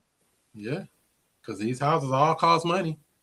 No matter what, when you get through it, some you got to pay for somewhere. Closing costs, utilities, unforeseen things, repairs. There's always something to come up with these properties, even on the creative side. Even though I try not to do much stuff, just like today, we cut the grass on that house. Even though I'm under contract on it, she's already moved out. I went on and got the grass cut. I'm not going to sit up and let the house just fall apart because the person that moved out, we finna close on it. We're going to go ahead and take care of the property. That's the right thing to do. But some people say, don't put not $1 in it. But I just like to make the deal smooth. I want everybody happy at the end, winning at the end, knowing it was a good transaction. Did that answer all your question there, Chris? Yeah. I just wanted to make sure whatever numbers you were saying was what I was understanding correctly. Yeah, got it. For sure. It's a negotiation within a negotiation. That's the beauty of creative. We are creating a deal by asking questions, allowing them to answer. When they answer the questions, they made us the offer versus us trying to come up with an offer, come up with a number out of thin air. Because I don't know how low he's willing to go. I don't know how low anybody's willing to go. I mean, it might shock you sometime. We come back and say, oh, no, we got to be at 55. I don't see myself going no lower than 65. 65? I never would have thought you would have went that low. I'm not saying he would do that. That's not normal, but it can happen. I had a lady. No, you have to. Okay. Go ahead. Yeah, I had a lady under contract on a property on a duplex on the south side. It was a couple years ago.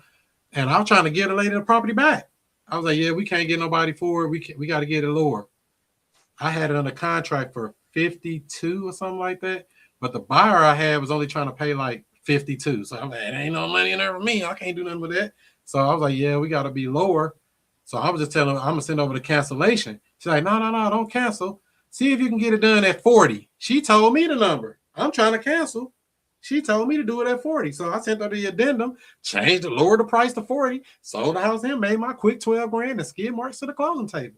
Now, this house was, a house she had for 25 years, and it paid itself off 7 times since she owned it. She bought it for like 15 grand, and she rented it for over 25 years. So that house made money 7 times, 8 times, 9 times over. So it was really no reason, she could take that money for it and be done. It was her last house. She was liquidating her whole portfolio. And so this was the last property. So she wanted to be done with it. She dropped the price on herself when I tried to cancel. That's why it's not that I beat her up or try to do anything. Sometimes give people a chance to give you a lower number. Even if you want the property. And this is all, a skill set, getting stronger. But you had something you wanted to add, Art? I was gonna say, I'm glad you mentioned that. I got notes here on that. Make sure I double back and try to see if I can get them lower. I'm guessing the only thing that why I didn't think about doing that was because they had told me, because when we had first negotiated the contract, they were like 100 and something thousand. And then we ended up negotiating back and forth, and they told me the lowest they would take was 98. So that's probably why I wasn't thinking to ask that again. But I should just ask again anyway. It won't hurt. Worst thing they can say is I ain't going no lower. No biggie. We'll find out. But we want to give them an opportunity to go lower, or an opportunity to chase you. I want them chasing me as the buyer versus me chasing them, and they're the seller. Not saying I got to take it away. Like, no, I ain't buying this house. Hell no. I'm not saying to say that. Like, I don't see any way we could do that. But I mean, what's the lowest you see yourself going if we could structure a deal to make this work? Well, I told you 98. They might cry, they might huff, they might puff. And what we doing the whole time? We on mute. We ain't saying nothing. Letting them get it all out their system, and they still come down on that price. Just because they huffing and puffing don't mean they're not going to go no lower. Negotiations.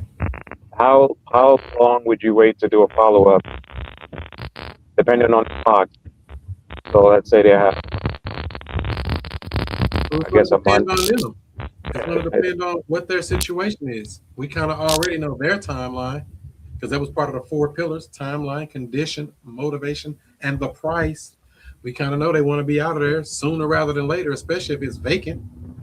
And, through our conversation, are they motivated? Do they really need to be up out of here quickly? Or they got time to play all summer and put it on the MLS, like the house we was looking at earlier that's been on the market for 222 days. Some people won't wait it out. Some people like, I can't wait it out. I can't wait to get out this property. So depending on what they say on that is going to tell us where we're going to follow up at. Especially if it's a deal. If it's a good deal, I'm going to have to follow up tomorrow. I'm going to have to follow up every 2 days. Is it a good deal? Just checking in. And did y'all figure out anything yet? What's the holdup? When are you going to follow up on that one, Art?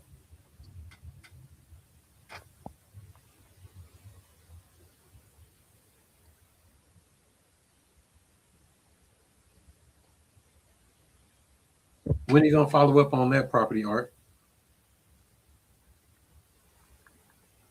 Uh-oh, my mic went out or something? No, it's him. Oh, okay. You never know. Well, I like I said, I just try to follow it when what makes sense. If it sounds like it's something we need to do quickly, we go get it done. If not, we just, play the hand we're dealt. Not the hand we wish to have. And when your pipeline is full, you should have a lot of deals to follow up with anyway. You make a time every day. Hey, I'm going to follow up from at least this 30 minutes is my follow-up block. From 5:30 to 6 o'clock, I'm following up with people. Everybody on my list. See that notebook full of jokers? Following up. Who I got to call back and remind about something? Send them a text. Send them a call. Hey, just following up. Just checking in on you as promised. And then we see what they got. So that works for that. So I think that's another slam dunk deal for you there, Art. I think it's gonna be 2. And this is grade A market in my grade A city in my market for sure. Like it's a city everybody want to be in. It's right next to this spot, this lake called Lake Dale Carlia, and then it's another lake nearby called Cedar Lake. It's like right in the corner of both of them. What exit strategy do you plan on doing with this property? Lease option. And then, so if you're going to do a lease option, how are you going to market to attract a tenant buyer? I've been using that Zillow, like you said, man. I caught one tenant off of that was back in May, I think now. I got a tenant off of Zillow, so I'm gonna keep using that Zillow for sure. And then Facebook's been pretty good for me. Oh yeah, Facebook don't play. Especially the for rent section, like the for rent pages in your market. Yeah, especially those. So Facebook, Zillow, any other places? Craigslist. No, people don't get on Craigslist no more, do they? I think people still do, but Oh yeah, Zillow and Facebook, all I've been really needing. And then I can obviously put signs down too. Obviously, I can put signs down too. And I do be doing that. Sometimes I'm able to find people pretty quick and easy with Facebook and Zillow, but I need to get better with consistent with them signs because I'm not playing the full market if I don't do full marketing. Yeah. And I'm getting deals that I'm happy a with. generic ad on Craigslist just to have, running every, 2 or 3 separate looking ads. Yes, 3-bedroom home available in this zip code, generic. If it ain't even one you got, use the one you got as a template and just keep it running, even if you got a house or not, so you can attract that person that has the money to put down and move into one of your houses. Yeah. Craigslist. Yeah. Craigslist, Facebook, Zillow, they all work. Apartments.com. I think they put it on Zillow, they put it on hot pads and all that stuff, I think, anyway, by themselves. Apartments.com, that's another place. Yeah, there's a lot of places to market. Matter of fact, I got to turn up the marketing on this house because I haven't got anybody yet, and I'm supposed to be closing on it this week. And I'd rather get somebody in there or getting close to going in there before I close on it, preferably. If the marketplace is interested. The market tells you if it's worth it or not. You was breaking up. Are you talking to me, Chris? No, I was just saying in general. Regardless of how we feel about whatever, the marketplace is always right. Is the microphone working good now, or is it doing something else? Or was that my mic doing that? I don't know if that's just me or if that's you, Chris. It's breaking up real bad. Hold on, let me remove myself. How about now? Is it still bad? No. Oh, I can hear you good now. What the? So that's what we got. We're gonna get prepared for next week's live auction. I guess we're gonna go ahead and make a thing of it on a Tuesday. I've been to one of those before, but I didn't really like it. It was okay. They were just bidding up on stuff and wasn't even buying it. They bid the one thing I wanted to bid on, got bid up so high, and the girl didn't even buy it. She just bid it up and didn't even pay for it. And when you do that at this auction, they ban you. You can't come back. So she eliminated herself. And this was on some land in the Central West End, by the way, in that same area, nice area. It was like $40,000. But the properties over there go for like $600,000. So, $40,000 land is worth it. When you say she didn't buy it, did she win the bid and never bought it, or? Yep. She won the bid on both parcels. They were next door to each other, both parcels of land, and did not pay for it. And then they had to auction it off again the second day or something, I think. I don't know what they did. I didn't go the second day. Why do you think she did that? Right, and had the money. Because I talked to the owner of the property. That's the other thing about it. I reached out to the owners of the property, and they were like, yeah, we're just going to let it go to auction. Okay. They didn't care. They let it go, and it's part of the game. It was just some land, but it was some valuable land. And they didn't care. They let it go to auction. And the girl bid it up to like 100, and like I said, it started at like 40,000, but I think she went up to like 140,000, which is way over. They don't usually go that much over what the tax bill is. But I'm like, damn, she overpaid. I was like, who is this lady bidding like this? She crazy. But are you looking at getting something out of the tax auction? Well, I was just looking at that list. I mean, there's a couple of properties on there that look like they're not too bad. I mean, the highest property like 23,000. That's not a lot in real estate world. That's nothing to get a property, to get the deed. Now you got to deal with the people that's living in there. If somebody living in there and all that, that's another story. But so, do they do a redemption period on those? Not in the city of St. Louis. In the county, yes, a redemption period. You get 1 year to redeem it in the county because they give you a tax lien certificate. But in the city of St. Louis, it's just pure auction. Then you got to probably do a quiet title suit and some more stuff. You're probably going to be out a couple of $1,000s more after that, but still, when you look at it overall, I'm out of $25,000 for a $200,000 property. That's probably a good deal. If it stay that low, depending on how the people bid. And most of that stuff, like I was saying, is kind of in the hood. Let me pull that list back up. Most of them people was in the hood, in my opinion. But, what do I know? I just know St. Louis like the back of my hand. That's this list right here. Share that. So just generally looking at it, I would say 85, 90% of these properties are in the hood. Like all this stuff on Martin Luther King. And just to see that this is what the bill is, that tell you it's cheap. $5,000 in taxes. And this is for multiple years, by the way. This ain't no 1 year thing. I think they do 3 years. Clara. Like, who can't pay $900 for some taxes? But like I said, some of these might be over in that area where the tornado hit, and they just basically letting the house go. Hey, that deal that I got under contract on, no money down on terms, that his mortgage payment, including taxes and insurance, was $600. And I asked him, how did he even end up in this situation? He had a medical issue that popped up and wiped him out. It happens all the time. The D's, death, disease, divorce, all that stuff can wipe a person out in life, in real life. Financial crisis, setbacks, problems. It's all stuff. Gambling. People are complex. Real estate is not the hard part. It's these people. Understanding people, how they operate, how to help them, how to understand them. It's basically how we get these properties. Unless you go to the tax sale like this, you don't have to deal with no people other than the people at the office to pay for it, and the people who ever living in the house, if not squatters, because you still got to deal with that. They sell these properties as is. They don't verify occupancy or none of that. So this is the, let's see here. Oh, that's, like I said, these properties are cheap, $2,000, and this is just the tax bill, $8,000. Why is this so much more than this one? And it's in the same block. It must be land. This must be the land next door to it or something. So that's $692 and that's $8,000. What that's about?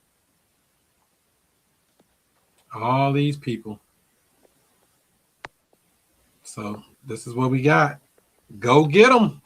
I don't usually even look at these. This comes up about every, I think it's 3 times a year, something like that, when they do these city auctions. And it's a lot of people that come from out of town that come to these too. That's how it is in my market as well. We got people all the way in California. They just pool money together and send it to an agent here, and she go there and try to buy everything, and then they basically resell it to the marketplace, either cash or terms. Smart. I mean, how many houses could you buy for $838? Let's see. Is this even a house? I know this is in the hood, but let's see if it's even a house. 5608 Theodosia. Let's see if this is even a house. Or is it just land? Oh, it might be land. Hold up. Let me pick another one. Oh, that's a beat up house. Look at that. That's a tornado damaged house. $8,000, you can own it. But I already knew this was in the hood before I even looked at it. And then they got a vacant lot next door. You can tell that's a rough area. Rough. They done burnt the awning up right there. It's the only house good on the street right there. Yeah, so out here, I'm pretty sure they're doing this all over. But out here in my market, people are buying those houses. Sometimes they just reselling them. They'll do quiet title and then resell it for markup. Sometimes they'll do the quiet title and then they'll do like a work for equity or a land contract and let somebody move in and they'll fix it up. Yeah, this house rough. And these houses be old too, man. It's built in like the 1800s or something. Let me see. This house is built in the, can't tell. Dang, they tax is cheap. $100. They don't even tell when this house was built. Not on this page. I guess it should show it somewhere. Let's see. Oh, this ain't land. They counted as land. Maybe it is this land next door. It might be the land. I'm like, that is kind of cheap. I don't know if that's the right address or not. So, but that's what we got, man. Real estate is here for those who want to play the game. Don't wait to buy real estate. Buy real estate, then wait on the cash flow. So I'm going to open it up to any questions, comments, concerns on anything I spoke about or didn't speak about. Because sometimes I talk about it, sometimes I don't. Any questions? Chris got a question. Yeah, I don't know if it's absentee. just me or what, but you breaking up again, Chris. How about I now? can hear him. I can hear pretty good. Is it good now? It must just be me. Yeah, he wasn't breaking up. You said he was or he wasn't? He was not. Glad. Finna say I'm hardwired into the internet. I'm not even on a Wi-Fi. I put it into the box. Nobody's hardwired to internet no more. I want the fastest stream we can get. All right. Did you have any? Absentee. Yeah, absentee. Oh, I should say virtual purchases. Sure. I don't. What's the strategy if there is one for that? Long as we can agree on a price, timeline, we send them a contract. I use DocuSign. You can use that or any of the other digital signature providers. We send them a contract. They sign it digitally. We're under contract. And then we go to work to either market to sell it, market to buy, or, or I guess research it if we're going to buy it or whatever we're going to do with it. So you can definitely do a deal virtually. As long as they got internet or email, we can send them a contract. Do it all the time. How do we verify, like you were saying, like the neighborhoods, and making sure that when it comes to the actual visual part of the property, because you're not physically there, so you can't just drive over. Is there a service that you can pay to have someone go check it out? There is, but why pay when you can get it for free? You can definitely pay. So there's a couple of levels to this. One way, you can always have the seller send you pictures. That's the easiest, most cost-efficient way. Send me a couple pictures of the exterior and the interior of the home. Show me the, furnace, the water heater, to give them some instruction and have them send you some pictures.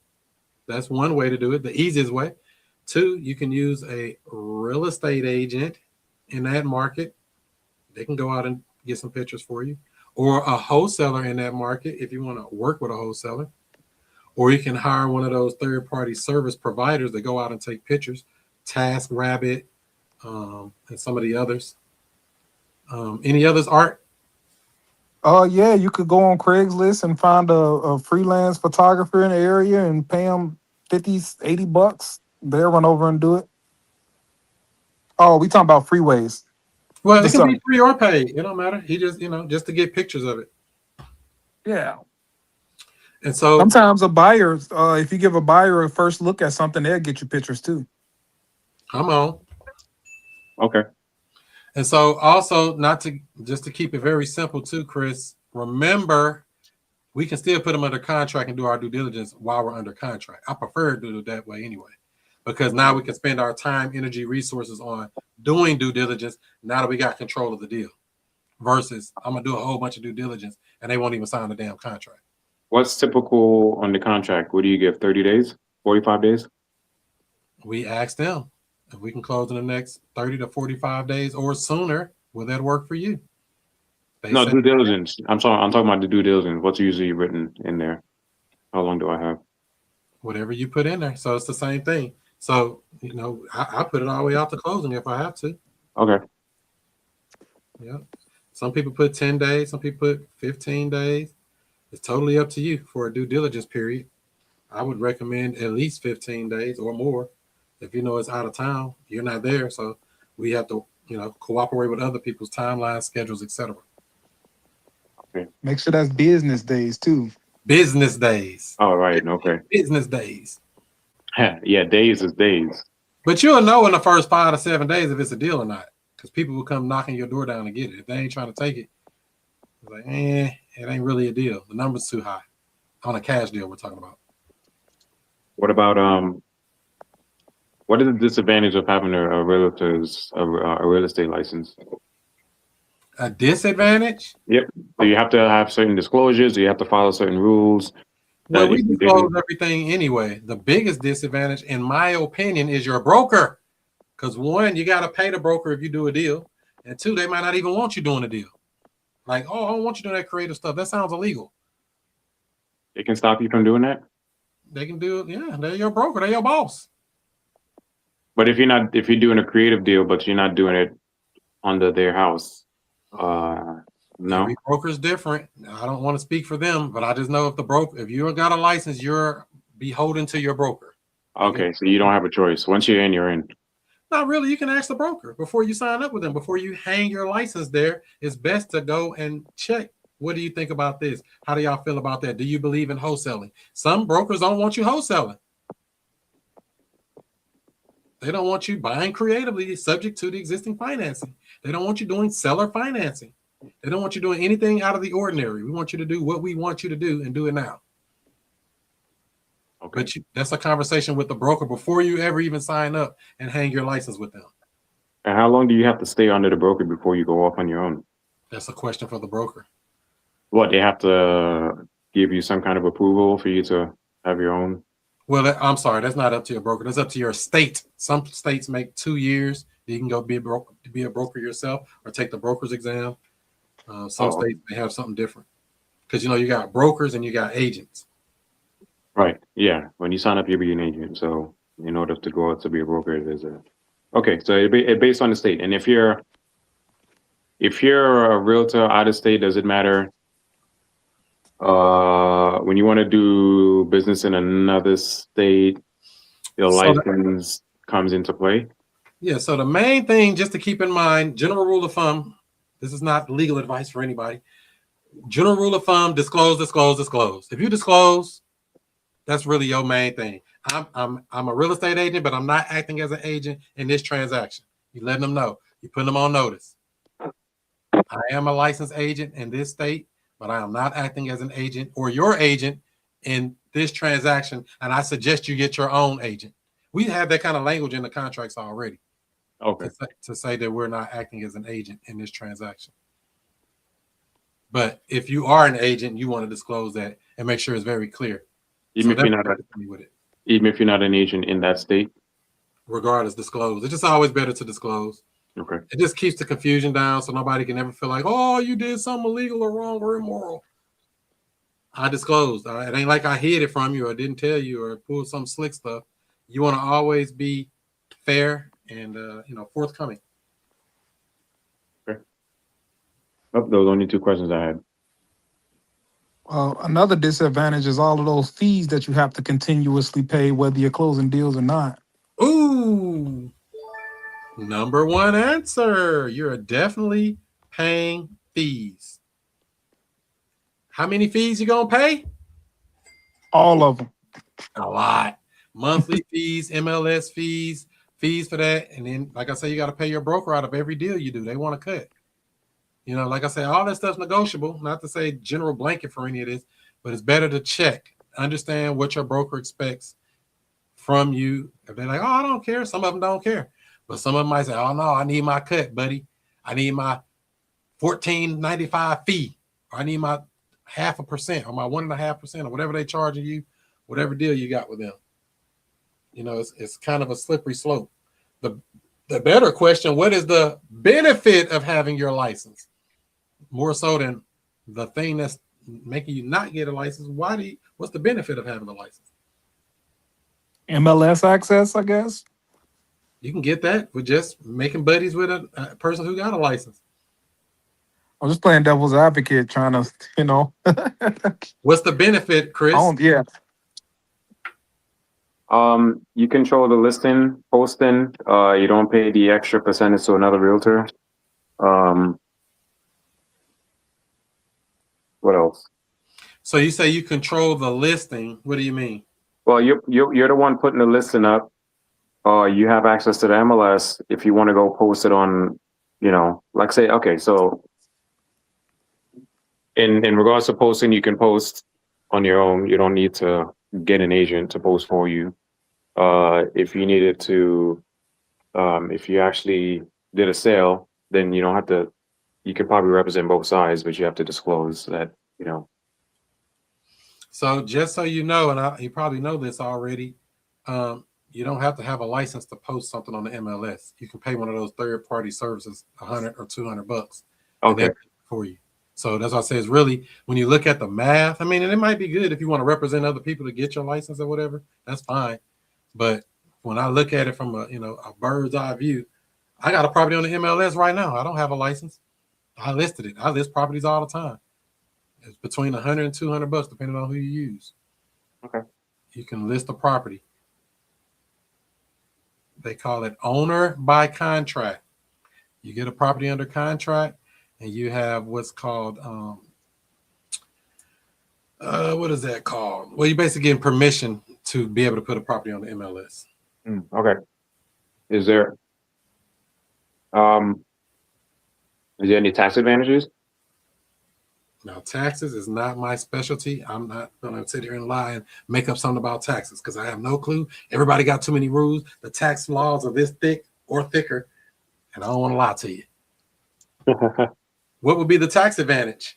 You saying for being a professional realist or a real estate professional? Is that what you're talking about? Yeah. You can be a real estate professional without a license.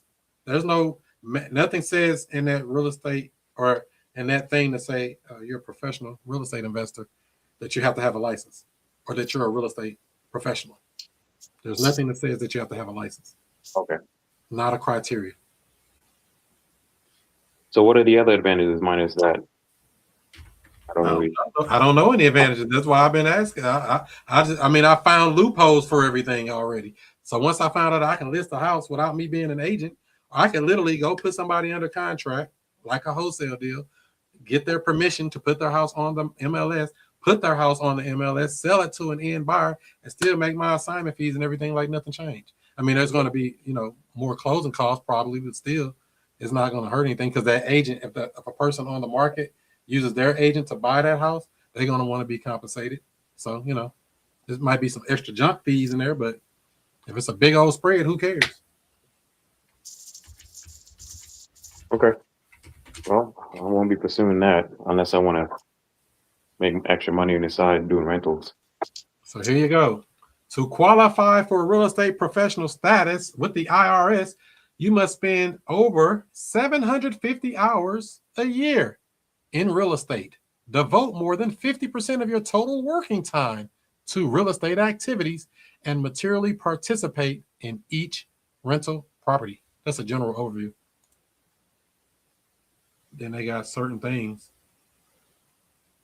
But, that's just a basic overview. That don't have nothing to do with having a license. So you can get one, though, if you want to. I'm not telling you not to, but I don't see any upside. The upside does not outweigh the downside to me to have an extra bill to pay for. Yeah, I'm not interested. Art. Uh-oh, you're muted. What was that question, Chris? I said, did I miss anything on that getting the license? I think you hit it right on the head. It really don't make sense to be an agent. Unless you want to represent other people. If you truly like helping other people find houses and drive them around and do all that, that's fine. If that's what you want to do. That's not my game. I want to get in on the cash flow. I want to get in on, opportunities. Get a good agent on your team. Make good friends with agents. Networking. Your network is your net worth. Yeah, I think like you said, Chris, because you could really do that whole process without having a license for real. You can find retail buyers. You can find, obviously, we dealing with the sellers directly. If we can't do a cash deal or a terms deal, we can list it if with their permission. And we don't have to split those fees. And we don't have anybody telling us what our percentage should be. Come on. Because they count your pockets. Mm-hmm. So yeah, forget getting a license. When you get that permission, you don't need to, there's no agent involved because you're doing the listing, pretty much. If they got an agent and you don't have an agent, they do. But you still have to split the percentages, or they pay the agent separate? That's what can you negotiate? Everything in real estate is negotiable. Everything. Okay. How good of a negotiator are you? Don't let them swindle you because they're definitely going to try. You got to read what the paperwork say. The paperwork makes the paperwork. Make the money work.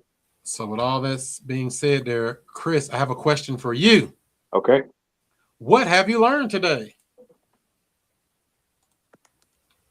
I was in and out, so I know I was paying attention, but I was in and out. I learned a lot, actually. I just can't put it into words right now. You learned about if you should get that license or not. I'm definitely sure about not getting it. Why not? Well, I don't want to go through the haggle, and I don't really need it, according to what you guys just informed me of. You want to And know I'm why not I don't want interested to get in. one? You want to know why I don't want to get one? Yeah, sure. That'd be good to know. I can't pass the test. No, I don't know. I probably can't. Probably can't. I don't know. It might be hard, might be easy. I ain't never took it. And that's the thing too. The stuff on the test and the stuff they teach you in real estate school, that stuff don't get you paid. That's just Nothing stuff. to- It's fluff. I mean, it's like, theory and stuff to protect your broker. Sounds like one of the typical license. Same Yeah. thing. None of that stuff is applicable. It's all information based. What is a license? A license is permission. You're getting permission from some entity to do something. And you're paying a fee typically to do that something. So when I even hear license, I'm like, yeah. I learned that I don't want to do business in my market. How about that? Just do it in New Jersey Or Connecticut. or Connecticut. It's always somebody that needs your help. Your job is to make sure they know you exist. Jersey's a hot market. Well, I'll be talking to some of them people over there, see what they got going. That's on that foreclosure list. Just have a conversation. Worst thing they can say is, "Oh no, I'm keeping it. Go to hell." Huh. That's the worst thing that can happen. Any other comments, questions, concerns, Art? Yeah, real quick. Well, what I learned today, before I tried to renegotiate a cash deal, see if I can get the seller lower. So that's one thing.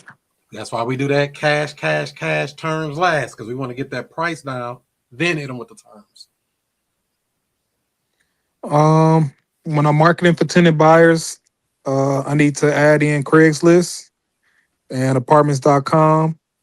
And even though I'm having good runs on Facebook and Zillow, I definitely, need to even add in bandit signs or the signs around town, no matter what, because I have not been disciplined as far as trying to make sure I'm squeezing the market.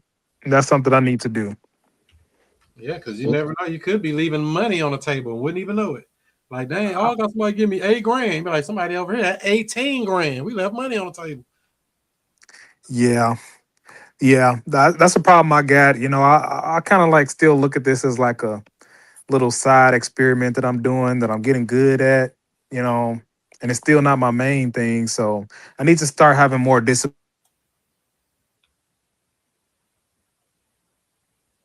Yep. And you know what my sign looks like? Uh-oh. Did his audio cut out? Yeah, your audio cut out. Oh, yeah, my bad. I had a call coming in. But last thing is when I'm listing on the MLS, it's getting listed as owner by contract. Correct. Then one other comment that I want to add. Can you hear me right now? Sure.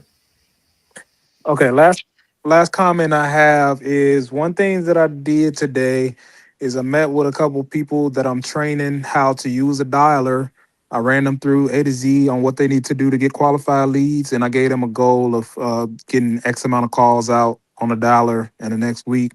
So that's just something so I'm about to start this outage this week, and it's going to kind of really hamper my marketing. So that's just something I'm going to try out in the meantime, see if they can get some leads coming. And the deal that we worked out is they get some leads coming in. I'll show them how to, take it from there to the next step. And then, we agreed to we're going to split the first 3 deals together. Dang, you generous. I'm finna come down with you. What do you think I should have done? Ask them what would they like. I like to ask questions and let somebody else tell me, hey, if I get $500, I'll be happy. If I got $1,000, I'll be happy. I let them say a number first. Ask questions. open questions where a person can give you what their thoughts are, because we don't know. We can't read their mind. The only way we can read someone's mind is ask an open question and allow them to answer. I'd be happy if I got $1,000 off of a deal. Really? So if we was able to get a deal off running this dollar and we got a deal to closing, you would be happy with $1,000? Let's do it. Or $500 or whatever number they said. They said the number, not me. Especially if you're training them from everything from the rooter to the tutor from scratch. Now they come in knowing something. They got some knowledge, some insight. They understand this stuff. They come in ready to run. That's something different. That's a different conversation. But you training them with a whole skill set, they can, help their life. Nothing wrong with it, but, there's a cost of doing business. We all paid our dues and our fees, our blood, sweat, and tears, and learning and mentorships and trainings and falling on our head and picking ourselves up again, trying again. Everybody got to pay their tuition. It's college. It's better than college. Drop out of school, go learn this real estate. That's a good point.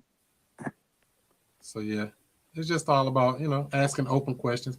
And that's just something we all learn over life. I don't be so quick to offer numbers. Oh, we can split. Oh, we can do this. Hey, what's fair to you? What do you think's a good deal?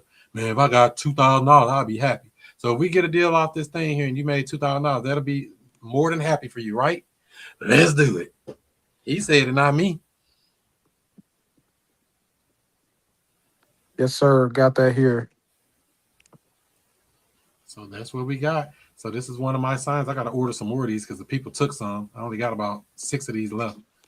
I got to get some more of these signs here. Say rent. I don't know. Banks need it. I don't know why they got rid of my image on the other side. I don't know what that's about.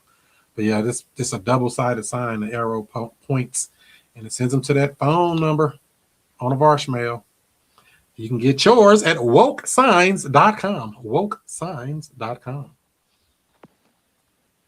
Other than that, any questions, comments, concerns before we get up out of here and roll out for the night? Nope. It's past my bedtime. Past my bedtime, Art. You on Eastern time? I'm on Central. Oh, okay. If you was a little bit over, a little more to the east, you'd be on Eastern. Yeah, I'm in Northwest Indiana, but as soon as you go like an hour or two away from me in Indiana, that's Eastern time. I figured that. Cool beans. Well, hopefully you get these deals, get those people on that dollar and get them to working and generate some leads, because all of this comes back to that no matter what we say here. Lead generation of some type. We got to do that. We got to convert that lead to a contract. Then we got to do some type of disposition, whether we're talking about cash disposition, cash buyer, or disposition on a retail buyer, or disposition on a creative tenant buyer. Whatever we got to do is the same three things: lead generation, convert those to contracts, and dispo. It never goes away. All right. So that's going to work. I will catch y'all next week. Beat feet. And y'all have a good holiday. Don't be all popping fireworks because that season's over, Art. I see you. Out there popping them fireworks. No, one time when I was a kid, man, I was one of them bad kids that used to try to light them in my hand and then throw them. Yeah, you man, go. Yeah, one time I had like a little nub right there. I thought I was gonna be quick enough. I lit it, I pulled it back to throw it, and it popped right by my ear. I left them things alone. Yeah, you gotta launch them. Bottle rockets, just especially them the whistlers. They stronger. They got more power. But I ain't popped fireworks in years, so that'll work. I'll see you next week. All right, have a good one. All right, Chris. Good talk. All right. Later. Do what you do. Be who you be, and I'll see you before you see me. So I want to get into real estate, but don't know where to start. Well, what I would say is to join the Future Cash Flow Club. It's a community of investors where we talk about wholesaling, we talk about creative deal structuring, buying houses subject to, all of the creative stuff that everybody's talking about. You don't need a real estate license or any of that. Wow, where do I sign up? Well, I would say go to futurecashflowclub.com. That's futurecashflowclub.com. You can even get a free trial. Try it out today. I don't know what you've been doing. You've been asleep? Let me wake you up with something. Straight up. Yeah. Allow me to reintroduce myself. I'm Chris Monroe. R to the O-E. I flip houses, rent cars, and make money. You know I'm not no motherfucker dummy. This how